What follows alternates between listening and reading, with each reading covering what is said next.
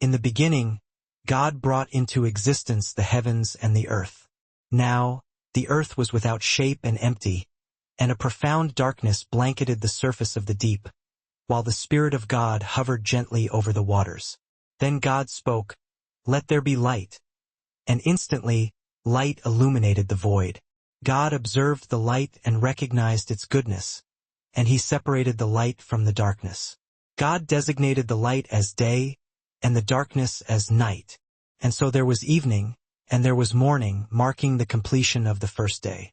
And God continued, "Let there be a vast expanse between the waters, to divide water from water."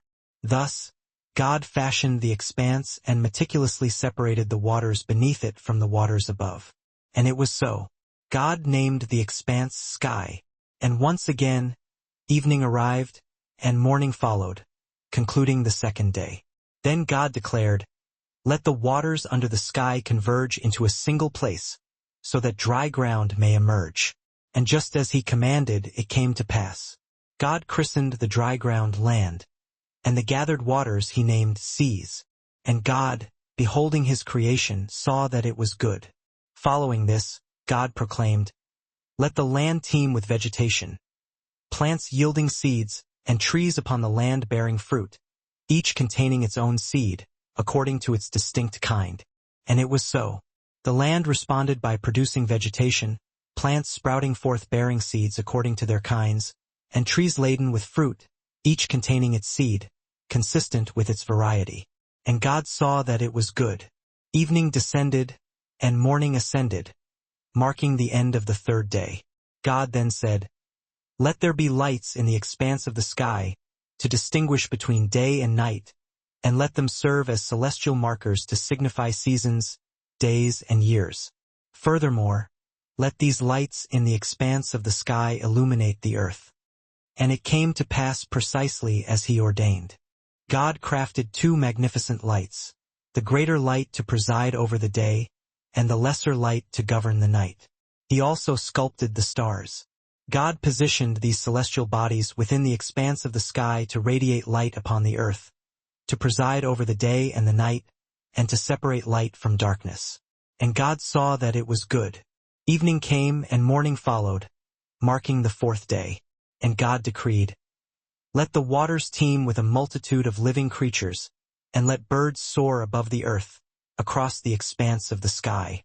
Therefore, God created the enormous creatures of the sea and every living, moving thing that fills the waters, each according to its kind, and every winged bird, according to its kind.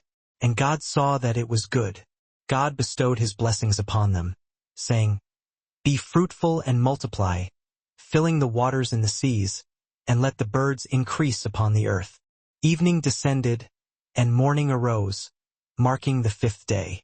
Then God said, "Let the land bring forth living creatures according to their kinds, livestock, creatures that move along the ground, and wild animals, each in accordance with its distinct kind." And it was so. God fashioned the wild animals according to their kinds, the livestock according to their kinds, and all the creatures that move along the ground according to their kinds. And God saw that it was good. Following this, God declared, "Let us fashion mankind in our image, and in our likeness, so that they may rule over the fish of the sea, the birds of the air, the livestock, and all the earth, and over every creature that moves along the ground." Thus, God created mankind in his own image. In the image of God he created them, male and female he created them. God blessed them and said to them, "Be fruitful and multiply, fill the earth, and subdue it. Rule over the fish of the sea, the birds of the air, and over every living creature that moves upon the ground."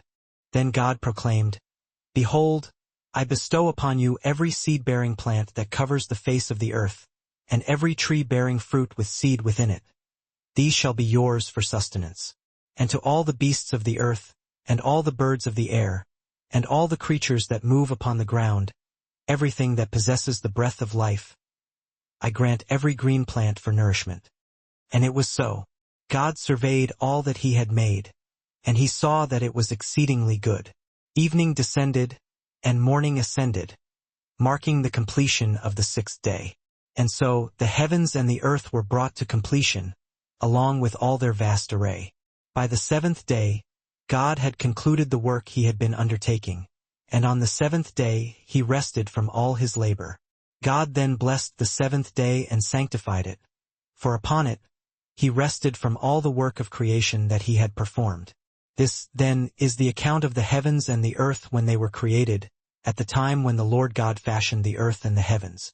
No shrub of the field had yet appeared on the earth, and no plant of the field had yet sprung forth, for the Lord God had not yet sent rain upon the earth, and there was no human to cultivate the ground. But streams welled up from the earth, watering the entire surface of the ground. The Lord God then molded man from the dust of the ground, and breathed into his nostrils the breath of life, and the man became a living soul. Now the Lord God had planted a garden eastward, in Eden, and there he placed the man whom he had formed. And the Lord God caused to spring forth from the ground all manner of trees that were pleasing to the eye and delectable for food. In the heart of the garden stood the tree of life, and the tree of the knowledge of good and evil. A river meandered through the garden, flowing from Eden, and from there it branched into 4 headwaters. The name of the first is Pishon. It winds its way through all the land of Havilah, where gold is found. And the gold of that land is pure. Aromatic resin and onyx are also to be found there. The name of the second river is Gin. It flows through all the land of Cush.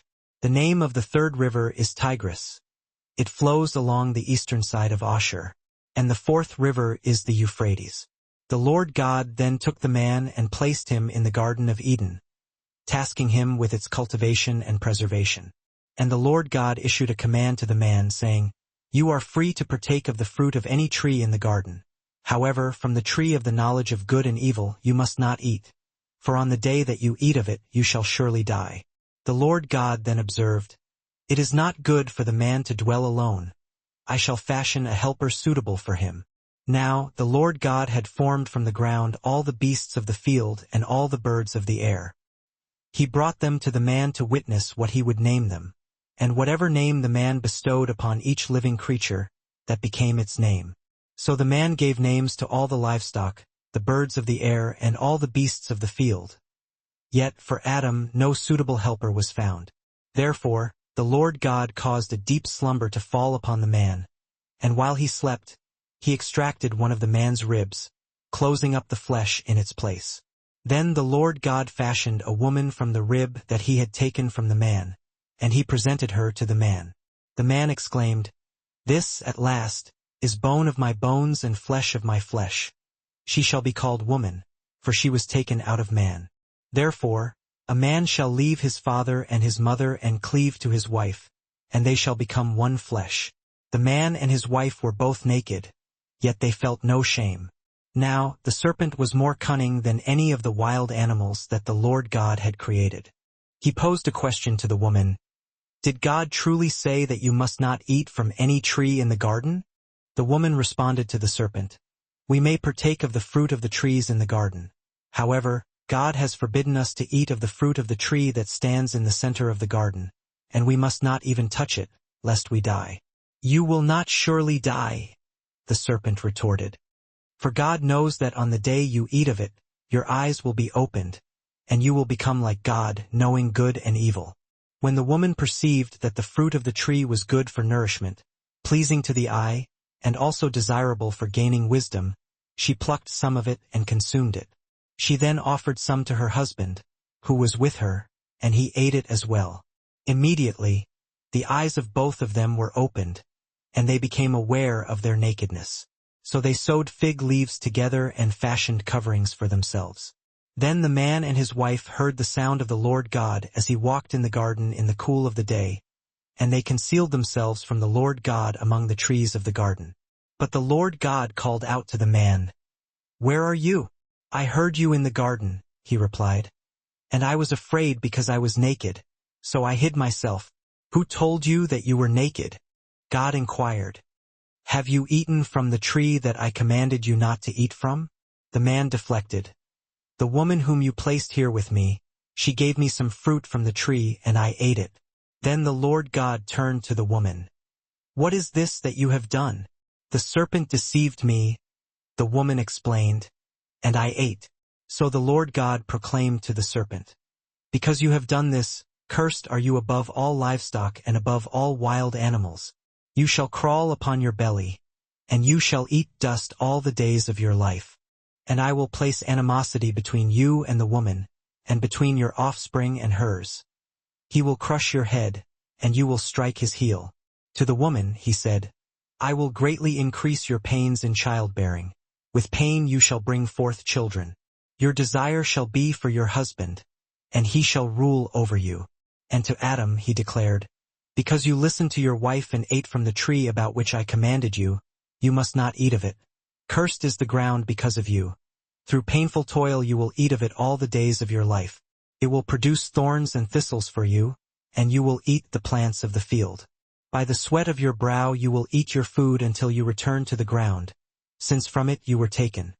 For dust you are, and to dust you shall return." Adam named his wife Eve, because she would become the mother of all the living. The Lord God then fashioned garments of skin for Adam and his wife and clothed them. And the Lord God said, "Behold, the man has now become like one of us, knowing good and evil. He must not be allowed to reach out his hand and take also from the tree of life and eat, and live forever." So the Lord God banished him from the Garden of Eden to work the ground from which he had been taken. After he drove the man out, he stationed cherubim on the east side of the Garden of Eden, along with a flaming sword flashing back and forth, to guard the way to the tree of life.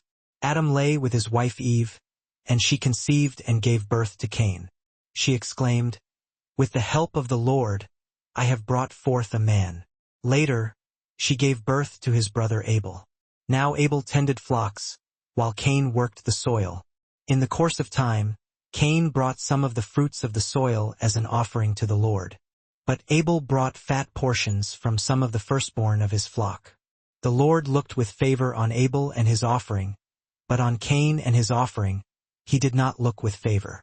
So Cain was exceedingly angry, and his countenance fell. Then the Lord said to Cain, "Why are you angry? Why is your face downcast? If you do what is right, will you not be accepted? But if you do not do what is right, sin is crouching at your door. It desires to have you, but you must master it." Now Cain spoke to his brother Abel, "Let's go out to the field." And while they were in the field, Cain attacked his brother Abel and murdered him. Then the Lord said to Cain, "Where is your brother Abel?" "I don't know," Cain retorted. "Am I my brother's keeper?" "What have you done?" the Lord pressed. "Listen, your brother's blood cries out to me from the ground. Now you are under a curse and driven from the ground, which opened its mouth to receive your brother's blood from your hand. When you work the ground, it will no longer yield its crops for you. You will be a restless wanderer on the earth." Cain lamented to the Lord, "My punishment is more than I can bear. Today you are driving me from the land, and I will be hidden from your presence. I will be a restless wanderer on the earth, and whoever finds me will kill me." But the Lord assured him, "Not so. If anyone kills Cain, he will suffer vengeance 7 times over." Then the Lord placed a mark on Cain, so that no one who found him would kill him. So Cain departed from the Lord's presence and took up residence in the land of Nod, east of Eden. Cain lay with his wife, and she conceived and gave birth to Enoch. Cain was then engaged in building a city, and he named it after his son Enoch. To Enoch was born Irad, and Irad was the father of Mehujael, and Mehujael was the father of Methuselah, and Methuselah was the father of Lamech. Lamech married 2 women, one named Ada and the other Zillah. Ada gave birth to Jabal. He was the progenitor of those who dwell in tents and raise livestock. His brother's name was Jubal. He was the father of all who play the harp and flute. Zillah also bore a son, Tubal-Cain, who forged all kinds of tools out of bronze and iron. Tubal-Cain's sister was Naamah. Lamech addressed his wives, Ada and Zillah. "Listen to me, wives of Lamech. Hear my words. I have slain a man for wounding me, a young man for injuring me. If Cain is avenged 7 times, then Lamech 77 times. Adam lay with his wife again, and she gave birth to a son and named him Seth, saying, God has granted me another child in place of Abel, since Cain killed him. Seth also had a son, and he named him Enosh. At that time, men began to call upon the name of the Lord. This is the written account of Adam's line. When God created man, he fashioned him in the likeness of God. He created them male and female, and he blessed them, and when they were created, he called them mankind. When Adam had lived 130 years, he fathered a son in his own likeness, in his own image, and he named him Seth. After Seth was born, Adam lived 800 years and had other sons and daughters. Altogether, Adam lived 930 years, and then he died. When Seth had lived 105 years, he became the father of Enosh. After he became the father of Enosh, Seth lived 807 years and had other sons and daughters. Altogether, Seth lived 912 years, and then he died. When Enosh had lived 90 years, he became the father of Kenan. After he became the father of Kenan, Enosh lived 815 years and had other sons and daughters. Altogether, Enosh lived 905 years, and then he died. When Kenan had lived 70 years, he became the father of Mahalalel. After he became the father of Mahalalel, Kenan lived 840 years and had other sons and daughters. Altogether, Kenan lived 910 years, and then he died. When Mahalalel had lived 65 years, he became the father of Jared. After he became the father of Jared, Mahalalel lived 830 years and had other sons and daughters. Altogether, Mahalalel lived 895 years, and then he died. When Jared had lived 162 years, he became the father of Enoch. After he became the father of Enoch, Jared lived 800 years and had other sons and daughters. Altogether, Jared lived 962 years, and then he died. When Enoch had lived 65 years, he became the father of Methuselah. After he became the father of Methuselah, Enoch walked with God 300 years and had other sons and daughters. Altogether, Enoch lived 365 years. Enoch walked with God. Then he was no more because God took him away. When Methuselah had lived 187 years, he became the father of Lamech. After he became the father of Lamech, Methuselah lived 782 years and had other sons and daughters. Altogether, Methuselah lived 969 years, and then he died. When Lamech had lived 182 years, he had a son. He named him Noah and said, "He will comfort us in the labor and painful toil of our hands caused by the ground that the Lord has cursed." After Noah was born, Lamech lived 595 years and had other sons and daughters. Altogether, Lamech lived 777 years, and then he died.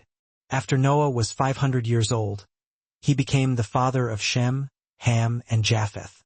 When mankind began to increase in number upon the earth, and daughters were born to them, the sons of God observed that the daughters of mankind were beautiful, and they took as wives any they chose. Then the Lord declared, "My spirit will not contend with man forever, for he is mortal. His days will be 120 years. The Nephilim populated the earth in those days, and also afterward, when the sons of God consorted with the daughters of mankind and had children by them. These were the heroes of old, men of renown. The Lord witnessed the extent of mankind's wickedness upon the earth, and that every inclination of the thoughts of his heart was consistently evil. The Lord was grieved that he had created mankind on the earth, and his heart was filled with sorrow. So the Lord declared, I will obliterate mankind, whom I have created, from the face of the earth, men and animals, and creatures that move along the ground, and birds of the air, for I regret that I have made them. But Noah found favor in the eyes of the Lord. This is the account of Noah. Noah was a righteous man, blameless among the people of his time, and he walked with God. Noah had 3 sons, Shem, Ham, and Japheth. Now the earth was corrupt in God's sight and was filled with violence. God observed how corrupt the earth had become, for all the people on earth had corrupted their ways. So God said to Noah, I am going to put an end to all people, for the earth is filled with violence because of them. I am surely going to destroy both them and the earth. So make yourself an ark of cypress wood. Make rooms in it and coat it with pitch inside and out. This is how you are to build it. The ark is to be 450 feet long, 75 feet wide, and 45 feet high. Make a roof for it and finish the ark to within 18 inches of the top. Put a door in the side of the ark and make lower, middle, and upper decks. I am going to bring floodwaters upon the earth to destroy all life under the heavens. Every creature that has the breath of life in it. Everything on earth will perish. But I will establish my covenant with you, and you will enter the ark, you and your sons and your wife and your sons' wives with you. You are to bring into the ark 2 of all living creatures, male and female, to keep them alive with you. 2 of every kind of bird, of every kind of animal, and of every kind of creature that moves along the ground will come to you to be kept alive. You are to take every kind of food that is to be eaten and store it away as food for you and for them. Noah did everything just as God commanded him. The Lord then said to Noah, "Go into the ark, you and your whole family, because I have found you righteous in this generation. Take with you 7 of every kind of clean animal, a male and its mate, and 2 of every kind of unclean animal, a male and its mate, and also 7 of every kind of bird, male and female, to keep their various kinds alive throughout the earth. 7 days from now I will send rain on the earth for 40 days and 40 nights, and I will wipe from the face of the earth every living creature I have made." And Noah did all that the Lord commanded him. Noah was 600 years old when the floodwaters came upon the earth. And Noah and his sons and his wife and his sons' wives entered the ark, to escape the waters of the flood. Pairs of clean and unclean animals, of birds, and of all creatures that move along the ground, male and female, came to Noah and entered the ark, as God had commanded Noah. And after the 7 days the floodwaters came upon the earth. In the 600th year of Noah's life, on the 17th day of the 2nd month, on that day all the springs of the great deep burst forth, and the floodgates of the heavens were opened. And rain fell on the earth 40 days and 40 nights. On that very day Noah and his sons, Shem, Ham, and Japheth, together with his wife and the wives of his 3 sons, entered the ark. They had with them every wild animal according to its kind, all livestock according to their kinds, every creature that moves along the ground according to its kind, and every bird according to its kind, everything with wings. Pairs of all creatures that have the breath of life in them came to Noah and entered the ark. The animals going in were male and female of every living thing, as God had commanded Noah. Then the Lord shut him in. For 40 days the flood kept coming on the earth, and as the waters increased, they lifted the ark high above the earth. The waters rose and increased greatly on the earth, and the ark floated on the surface of the water. They rose greatly on the earth, and all the high mountains under the entire heavens were covered. The waters surged, climbing higher and higher until they blanketed the mountains, reaching a depth of more than 20 feet. Every living thing that moved upon the face of the earth was utterly destroyed. Birds, livestock, wild animals, all the creatures that swarmed across the land, and the entirety of mankind perished. Everything that existed on dry land, everything that possessed the breath of life, succumbed to the flood. Every living creature on the face of the earth was eradicated. Men, animals, the creatures that crept along the ground, and the birds of the air were wiped from existence. Only Noah remained, along with those who were safely sheltered within the ark. The waters relentlessly flooded the earth for a span of 150 days. But God, in his infinite mercy, remembered Noah and all the wild animals and the livestock that were with him in the ark. He sent a powerful wind sweeping across the earth, and gradually, the waters began to recede. The springs of the deep and the floodgates of the heavens, which had unleashed such devastation, were now closed, and the rain ceased to fall from the sky. The water steadily diminished from the earth. By the end of the 150 days, the water had significantly subsided, and on the 17th day of the 7th month, the ark came to rest upon the majestic mountains of Ararat. The waters continued their slow retreat, and by the 1st day of the 10th month, the very tops of the mountains began to emerge from the receding floodwaters, becoming visible once more. After waiting a period of 40 days, Noah carefully opened the window that he had constructed in the ark. He released a raven, which flew back and forth, incessantly searching for a place to land, until the water had completely dried up from the earth. Then, he sent forth a dove to ascertain whether the water had receded from the surface of the ground. However, the dove could find no suitable place to rest its feet, as water still covered the entirety of the earth's surface. It returned to Noah in the ark, seeking refuge. He reached out his hand, gently took the dove, and brought it back into the safety of the ark. Noah patiently waited 7 more days and once again sent the dove out from the ark to explore the world. When the dove returned to him in the evening, it carried a significant sign, a freshly plucked olive leaf held delicately in its beak. At that moment, Noah knew with certainty that the water had indeed receded from the earth, revealing new life and hope. He waited yet another 7 days and sent the dove out once more, but this time it did not return to him, indicating that it had found a new home. By the first day of the first month of Noah's 601st year, the water had completely dried up from the earth. Noah carefully removed the covering from the ark and observed that the surface of the ground was now dry, ready to be inhabited once again. By the 27th day of the second month, the earth was completely dry and habitable. Then, God spoke directly to Noah, saying, "Come out of the ark, you and your wife, your sons and their wives. Bring out every kind of living creature that is with you, the birds, the animals, and all the creatures that move along the ground, so they can multiply on the earth and be fruitful, increasing in number upon it." So Noah, along with his sons, his wife, and his sons' wives, emerged from the ark. All the animals, all the creatures that moved along the ground, and all the birds, every living thing that moved on the earth, came out of the ark, one kind after another, ready to repopulate the world. Then Noah, in an act of gratitude and reverence, built an altar to the Lord.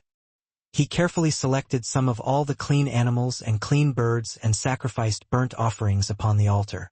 The Lord smelled the pleasing aroma of the sacrifice and said in his heart, "Never again will I curse the ground because of man, even though every inclination of his heart is evil from childhood. And never again will I destroy all living creatures as I have done. As long as the earth endures, seed time and harvest, cold and heat, summer and winter, day and night will never cease." Then God bestowed his blessing upon Noah and his sons, saying to them, "Be fruitful and increase in number and fill the earth. The fear and dread of you will fall upon all the beasts of the earth and all the birds of the air, upon every creature that moves along the ground and upon all the fish of the sea. They are given into your hands. Everything that lives and moves will be food for you. Just as I gave you the green plants, I now give you everything. But you must not eat meat that has its lifeblood still in it. And for your lifeblood, I will surely demand an accounting. I will demand an accounting from every animal and from each man, too. I will demand an accounting for the life of his fellow man. Whoever sheds the blood of man, by man shall his blood be shed. For in the image of God has God made man. As for you, be fruitful and increase in number. Multiply on the earth and increase upon it." Then God said to Noah and to his sons who were with him, "I now establish my covenant with you and with your descendants after you, and with every living creature that was with you, the birds, the livestock, and all the wild animals, all those that came out of the ark with you, every living creature on earth. I establish my covenant with you. Never again will all life be cut off by the waters of a flood.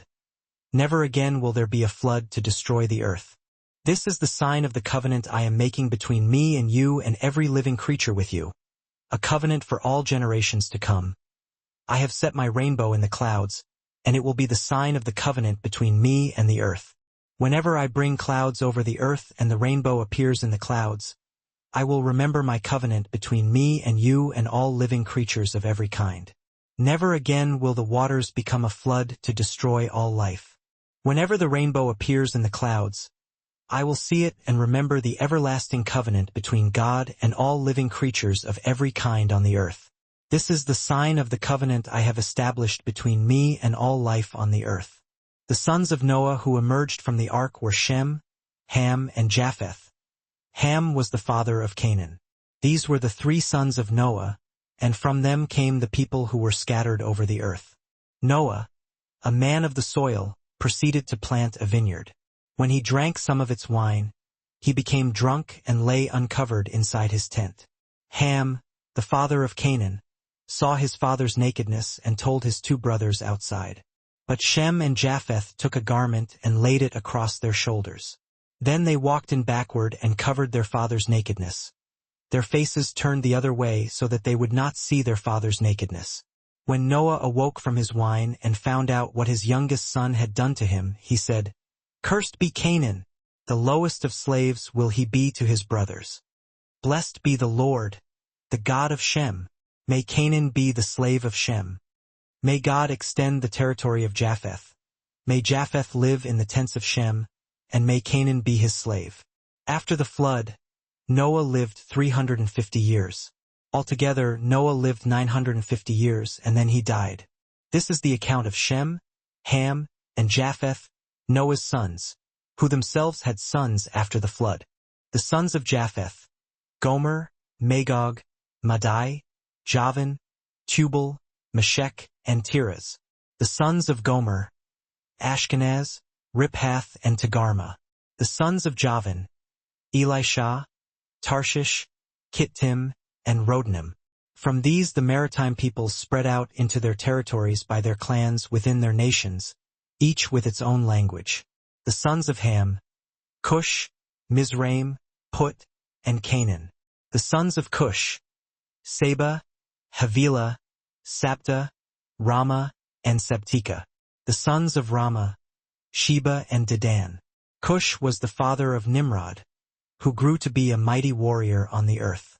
He was a mighty hunter before the Lord. That is why it is said, like Nimrod, a mighty hunter before the Lord. The first centers of his kingdom were Babylon, Erech, Akkad, and Calneh in Shinar. From that land he went to Assyria, where he built Nineveh, Rehoboth-ir, Calah, and Rezin, which is between Nineveh and Calah. That is the great city. Mizraim was the father of the Ludites, Anamites, Leabites, Naphshuhites, Pathrusites, Casluhites, from whom the Philistines came, and Caphtorites. Canaan was the father of Sidon his firstborn, and of the Hittites, Jebusites, Amorites, Girgashites, Hivites, Archites, Sinites, Arvadites, Zemarites, and Hamathites. Later the Canaanite clans scattered, and the borders of Canaan reached from Sidon toward Gerar as far as Gaza, and then toward Sodom, Gomorrah, Admah, and Zeboim as far as Lasha. These are the sons of Ham by their clans and languages, in their territories and nations. Sons were also born to Shem, whose older brother was Japheth. Shem was the ancestor of all the sons of Eber. The sons of Shem: Elam, Ashur, Arpachshad, Lud, and Aram. The sons of Aram: Uzi, Hul, Gether, and Mash. Arpachshad was the father of Shelah, and Shelah the father of Eber. 2 sons were born to Eber. One was named Peleg, because in his time the earth was divided. His brother was named Joktan. Joktan was the father of Almodad, Shalef, Hazarmaveth, Jerah, Hadaram, Uzal, Diklah, Obal, Abimael, Sheba, Ophir, Havilah, and Jobab. All these were sons of Joktan. The region where they lived stretched from Mesha toward Sephar, in the eastern hill country. These are the sons of Shem by their clans and languages, in their territories and nations. These are the clans of Noah's sons, according to their lines of descent, within their nations. From these the nations spread out over the earth after the flood. Now the whole world had one language and a common speech. As men moved eastward, they found a plain in Shinar and settled there. They said to each other, "Come, let's make bricks and bake them thoroughly." They used brick instead of stone, and tar for mortar. Then they said, "Come, let us build ourselves a city, with a tower that reaches to the heavens, so that we may make a name for ourselves and not be scattered over the face of the whole earth." But the Lord came down to see the city and the tower that the men were building. The Lord said, "If as one people speaking the same language they have begun to do this, then nothing they plan to do will be impossible for them. Come, let us go down and confuse their language so they will not understand each other." So the Lord scattered them from there over all the earth, and they stopped building the city. That is why it was called Babel, because there the Lord confused the language of the whole world. From there the Lord scattered them over the face of the whole earth. This is the account of Shem. 2 years after the flood, when Shem was 100 years old, he became the father of Arpachshad. And after he became the father of Arpachshad, Shem lived 500 years and had other sons and daughters. When Arpachshad had lived 35 years, he became the father of Shelah. And after he became the father of Shelah, Arpachshad lived 403 years and had other sons and daughters. When Shelah had lived 30 years, he became the father of Eber. And after he became the father of Eber, Shelah lived 403 years and had other sons and daughters. When Eber had lived 34 years, he became the father of Peleg. And after he became the father of Peleg, Eber lived 430 years and had other sons and daughters. When Peleg had lived 30 years, he became the father of Reu. And after he became the father of Reu, Peleg lived 209 years and had other sons and daughters. When Reu had lived 32 years, he became the father of Serug. And after he became the father of Serug, Reu lived 207 years and had other sons and daughters. When Serug had lived 30 years, he became the father of Nahor. And after he became the father of Nahor, Serug lived 200 years and had other sons and daughters. When Nahor had lived 29 years, he became the father of Terah. And after he became the father of Terah, Nahor lived 119 years and had other sons and daughters. After Terah had lived 70 years, he became the father of Abram, Nahor and Haran. This is the account of Terah. Terah became the father of Abram, Nahor, and Haran. And Haran became the father of Lot. While his father Terah was still alive, Haran died in Ur of the Chaldeans, in the land of his birth. Abram and Nahor both married. The name of Abram's wife was Sarai, and the name of Nahor's wife was Milcah. She was the daughter of Haran, the father of both Milcah and Iscah. Now Sarai was barren. She had no children. Terah took his son Abram, his grandson Lot son of Haran, and his daughter-in-law Sarai, the wife of his son Abram, and together they set out from Ur of the Chaldeans to go to Canaan. But when they came to Haran, they settled there. Terah lived 205 years, and he died in Haran. The Lord had said to Abram, "Leave your country, your people, and your father's household and go to the land I will show you. I will make you into a great nation, and I will bless you. I will make your name great, and you will be a blessing. I will bless those who bless you, and whoever curses you I will curse, and all peoples on earth will be blessed through you." So Abram left as the Lord had told him, and Lot went with him. Abram was 75 years old when he set out from Haran. He took his wife Sarai, his nephew Lot, all the possessions they had accumulated, and the people they had acquired in Haran, and they set out for the land of Canaan, and they arrived there. Abram traveled through the land as far as the site of the great tree of Moreh at Shechem. At that time the Canaanites were in the land.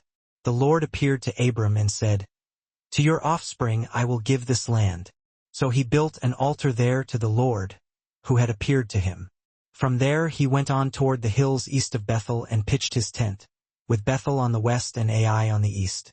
There he built an altar to the Lord and called on the name of the Lord. Then Abram set out and continued toward the Negev. Now there was a famine in the land, and Abram went down to Egypt to live there for a while because the famine was severe. As he was about to enter Egypt, he said to his wife Sarai, "I know what a beautiful woman you are. When the Egyptians see you, they will say, 'This is his wife.' Then they will kill me but will let you live.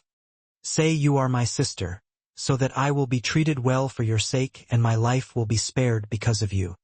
When Abram came to Egypt, the Egyptians saw that she was a very beautiful woman. And when Pharaoh's officials saw her, they praised her to Pharaoh, and she was taken into his palace. He treated Abram well for her sake, and Abram acquired sheep and cattle, male and female donkeys, menservants and maidservants, and camels. But the Lord inflicted serious diseases on Pharaoh and his household because of Abram's wife Sarai. So Pharaoh summoned Abram.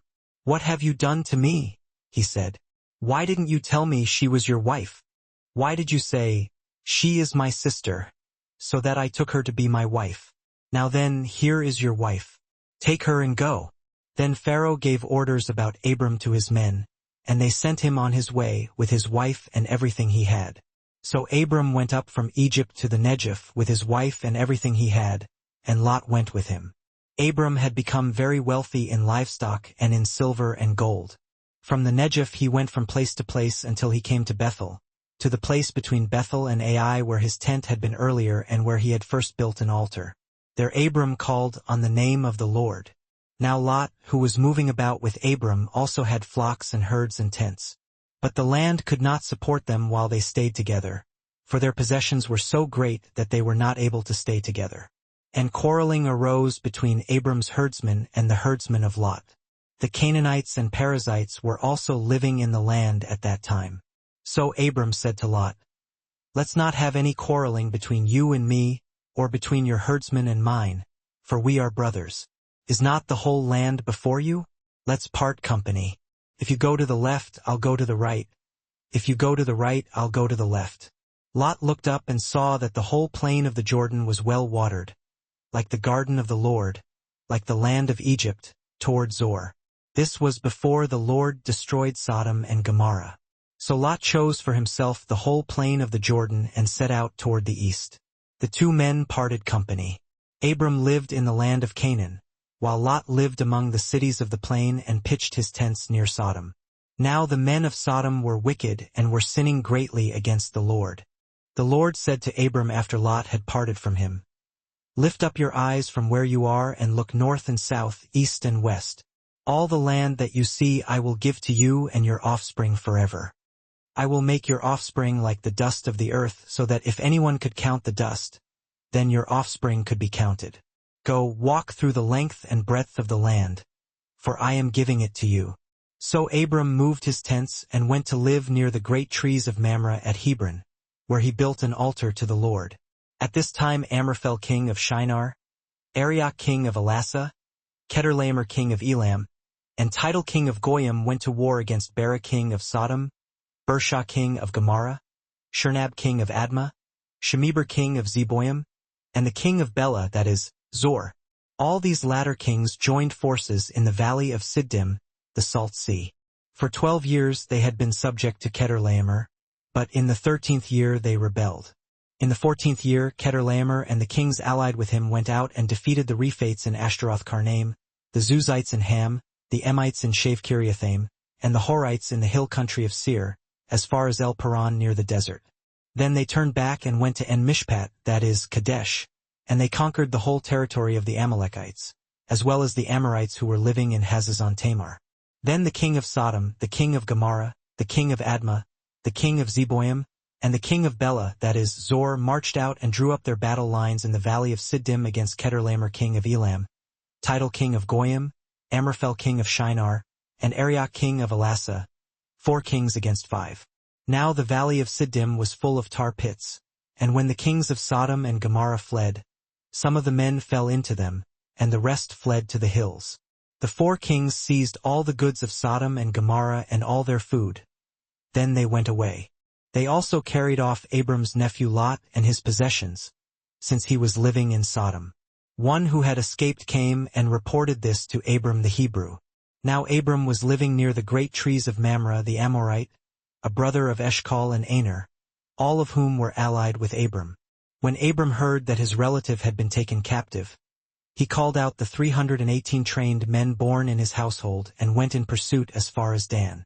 During the night Abram divided his men to attack them, and he routed them, pursuing them as far as Hobah, north of Damascus. He recovered all the goods and brought back his relative Lot and his possessions, together with the women and the other people. After Abram returned from defeating Chedorlaomer and the kings allied with him, the king of Sodom came out to meet him in the valley of Shave, that is, the king's valley. Then Melchizedek king of Salem brought out bread and wine.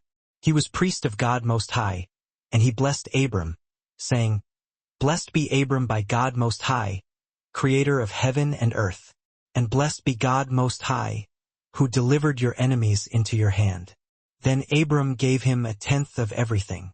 The king of Sodom said to Abram, "Give me the people and keep the goods for yourself." But Abram said to the king of Sodom, "I have raised my hand to the Lord, God Most High, creator of heaven and earth, and have taken an oath that I will accept nothing belonging to you, not even a thread or the thong of a sandal, so that you will never be able to say, 'I made Abram rich.' I will accept nothing but what my men have eaten and the share that belongs to the men who went with me, to Aner, Eshcol, and Mamre. Let them have their share." After this, the word of the Lord came to Abram in a vision. Do not be afraid, Abram. I am your shield, your very great reward. But Abram said, O sovereign Lord, what can you give me since I remain childless, and the one who will inherit my estate is Eliezer of Damascus? You have given me no children, so a servant in my household will be my heir. Then the word of the Lord came to him. This man will not be your heir, but a son coming from your own body will be your heir. He took him outside and said, Look up at the heavens and count the stars, if indeed you can count them. Then he said to him, So shall your offspring be. Abram believed the Lord, and he credited it to him as righteousness.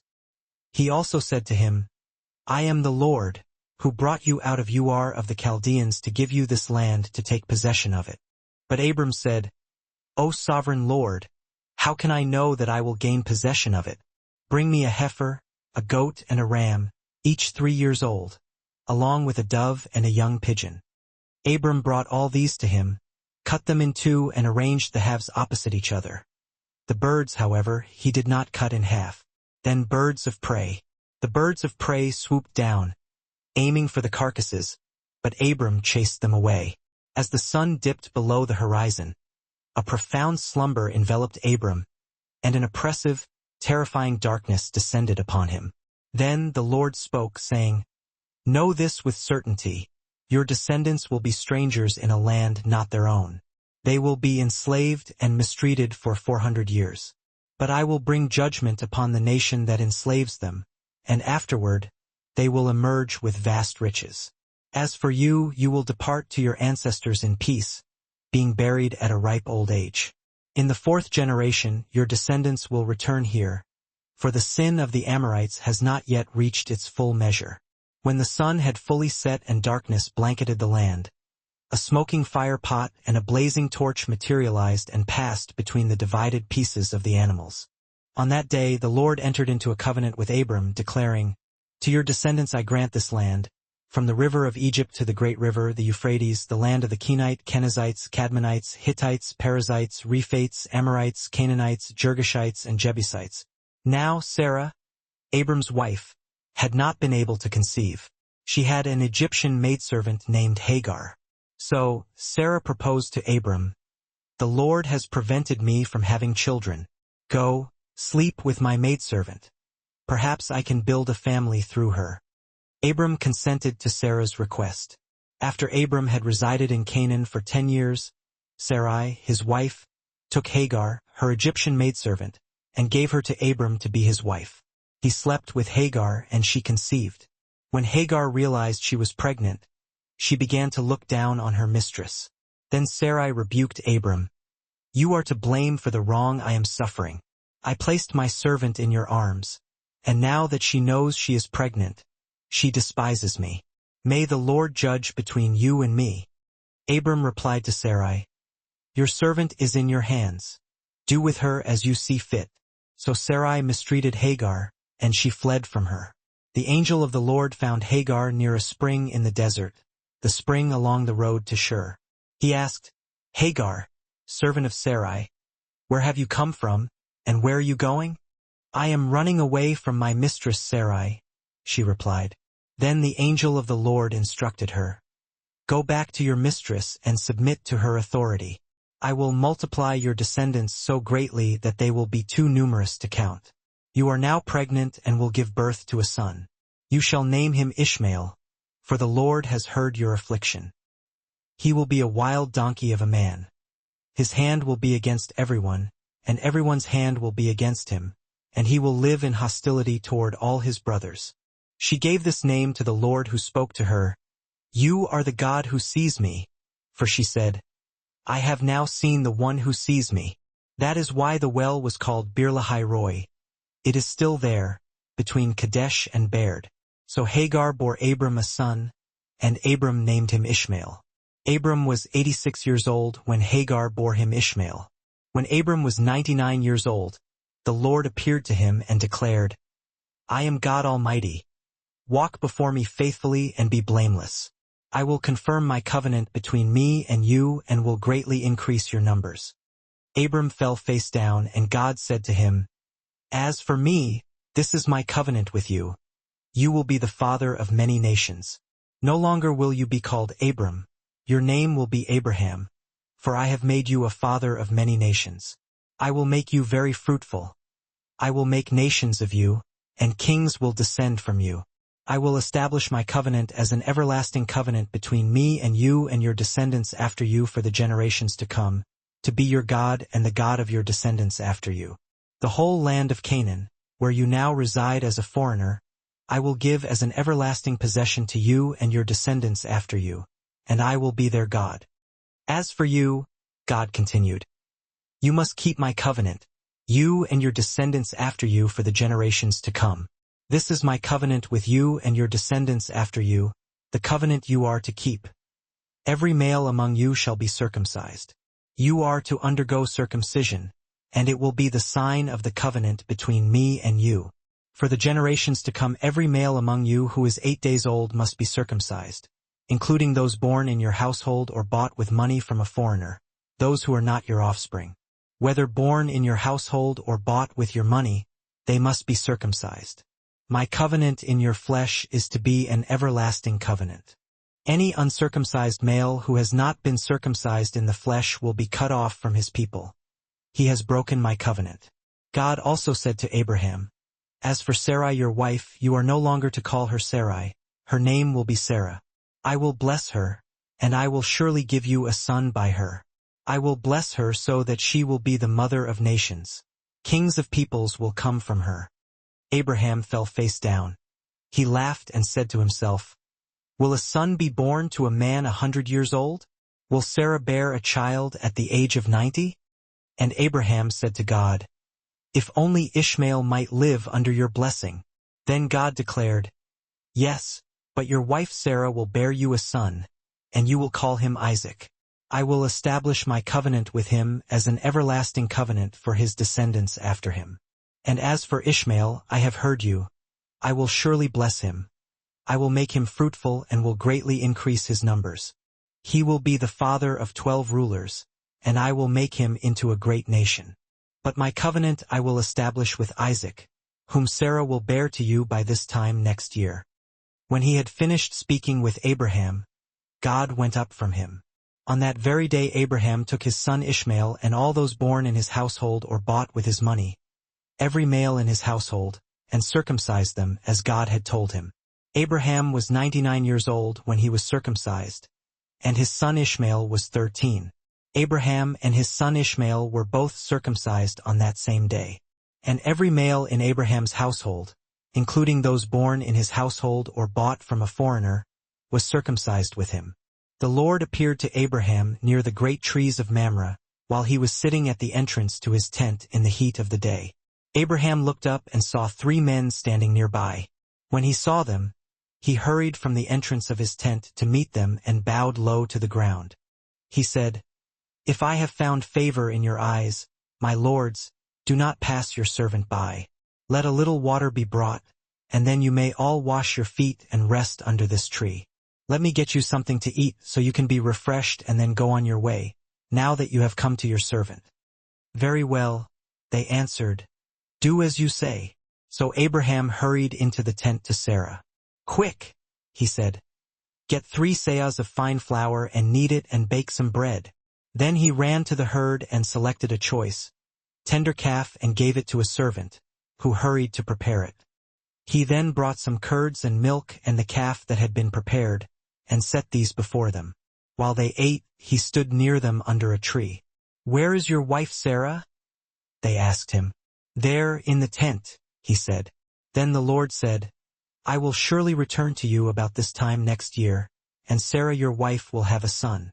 Now Sarah was listening at the entrance to the tent, which was behind him. Abraham and Sarah were already old and well advanced in years, and Sarah was past the age of childbearing. So Sarah laughed to herself as she thought, "After I am worn out and my master is old, will I now have this pleasure?" Then the Lord said to Abraham, "Why did Sarah laugh and say, 'Will I really have a child now that I am old? Is anything too hard for the Lord?' I will return to you at the appointed time next year, and Sarah will have a son." Sarah was afraid, so she lied and said, "I did not laugh." "Yes, you did laugh," he said. When the men got up to leave, they looked down toward Sodom, and Abraham walked along with them to see them on their way. Then the Lord said, "Shall I hide from Abraham what I am about to do?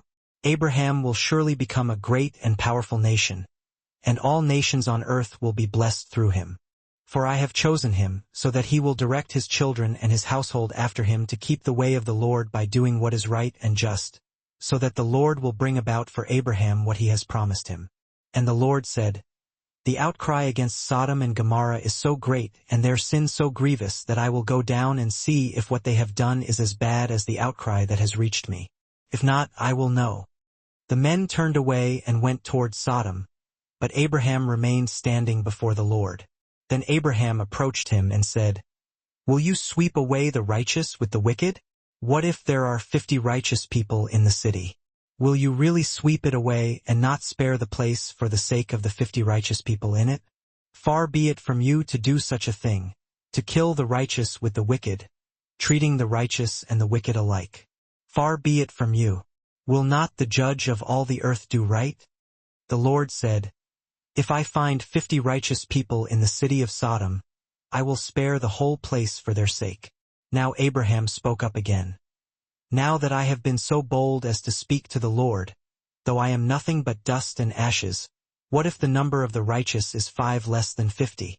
Will you destroy the whole city because of 5 people? If I find 45 there," he said, "I will not destroy it." "What if only 40 are found there?" he asked. "For the sake of 40, he said, "I will not do it." Then he said, "May the Lord not be angry, but let me speak. What if only 30 can be found there?" "I will not do it if I find 30 there," he answered. Abraham said, "Now that I have been so bold as to speak to the Lord, what if only 20 can be found there? For the sake of 20, he said, "I will not destroy it." Then he said, "May the Lord not be angry, but let me speak just once more.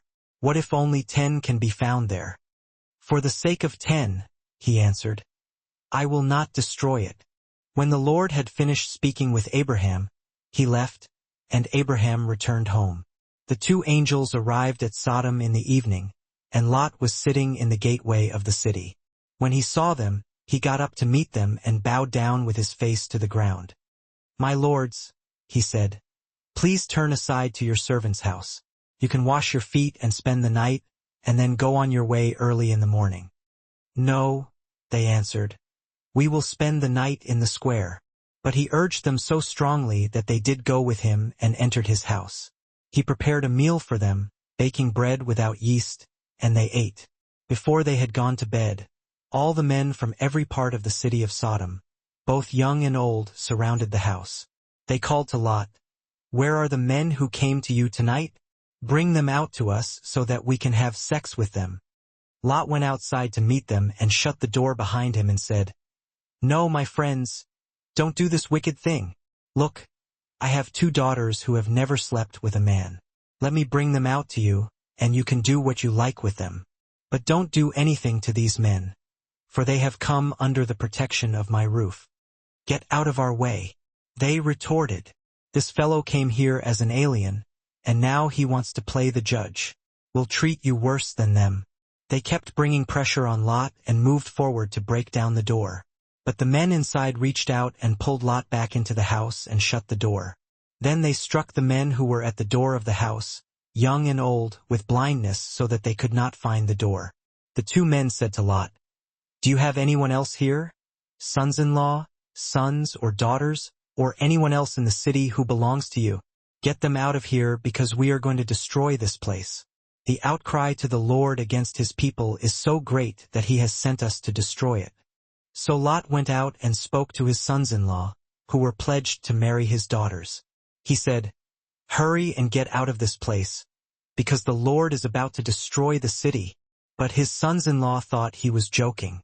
With the coming of dawn, the angels urged Lot, saying, "Hurry, take your wife and your 2 daughters who are here, or you will be swept away when the city is punished."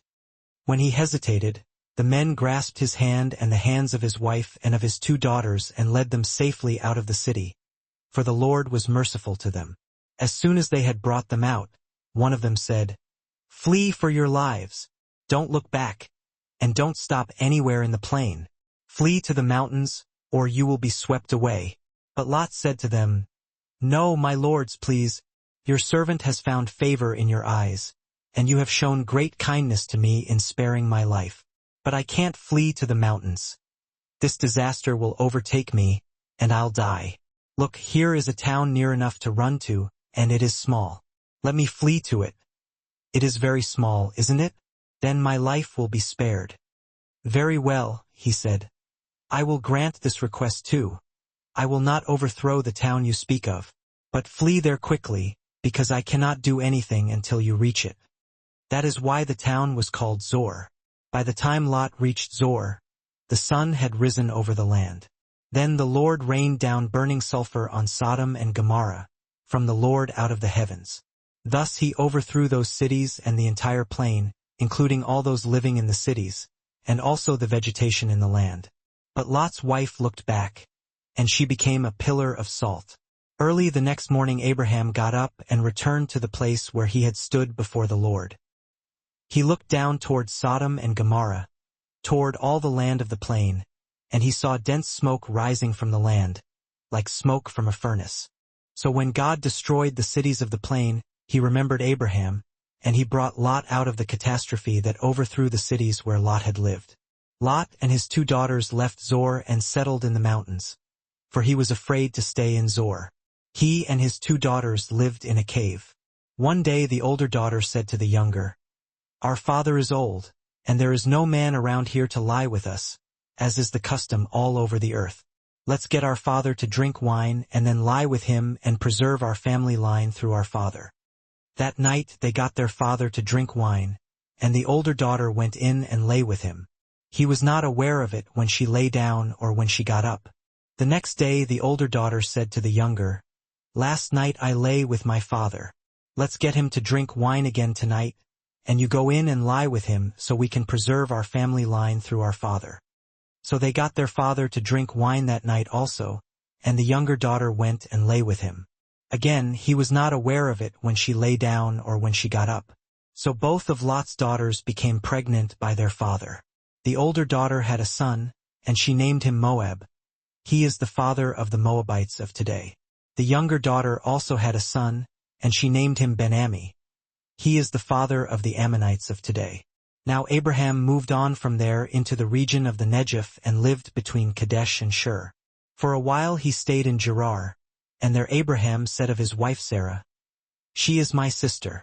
Then Abimelech, king of Gerar, sent for Sarah and took her. But God came to Abimelech in a dream one night and said to him, "You are as good as dead because of the woman you have taken. She is a married woman." Now Abimelech had not gone near her, so he said, "Lord, will you destroy an innocent nation? Did he not say to me, 'She is my sister'? And didn't she also say, 'He is my brother'? I have done this with a clear conscience and clean hands."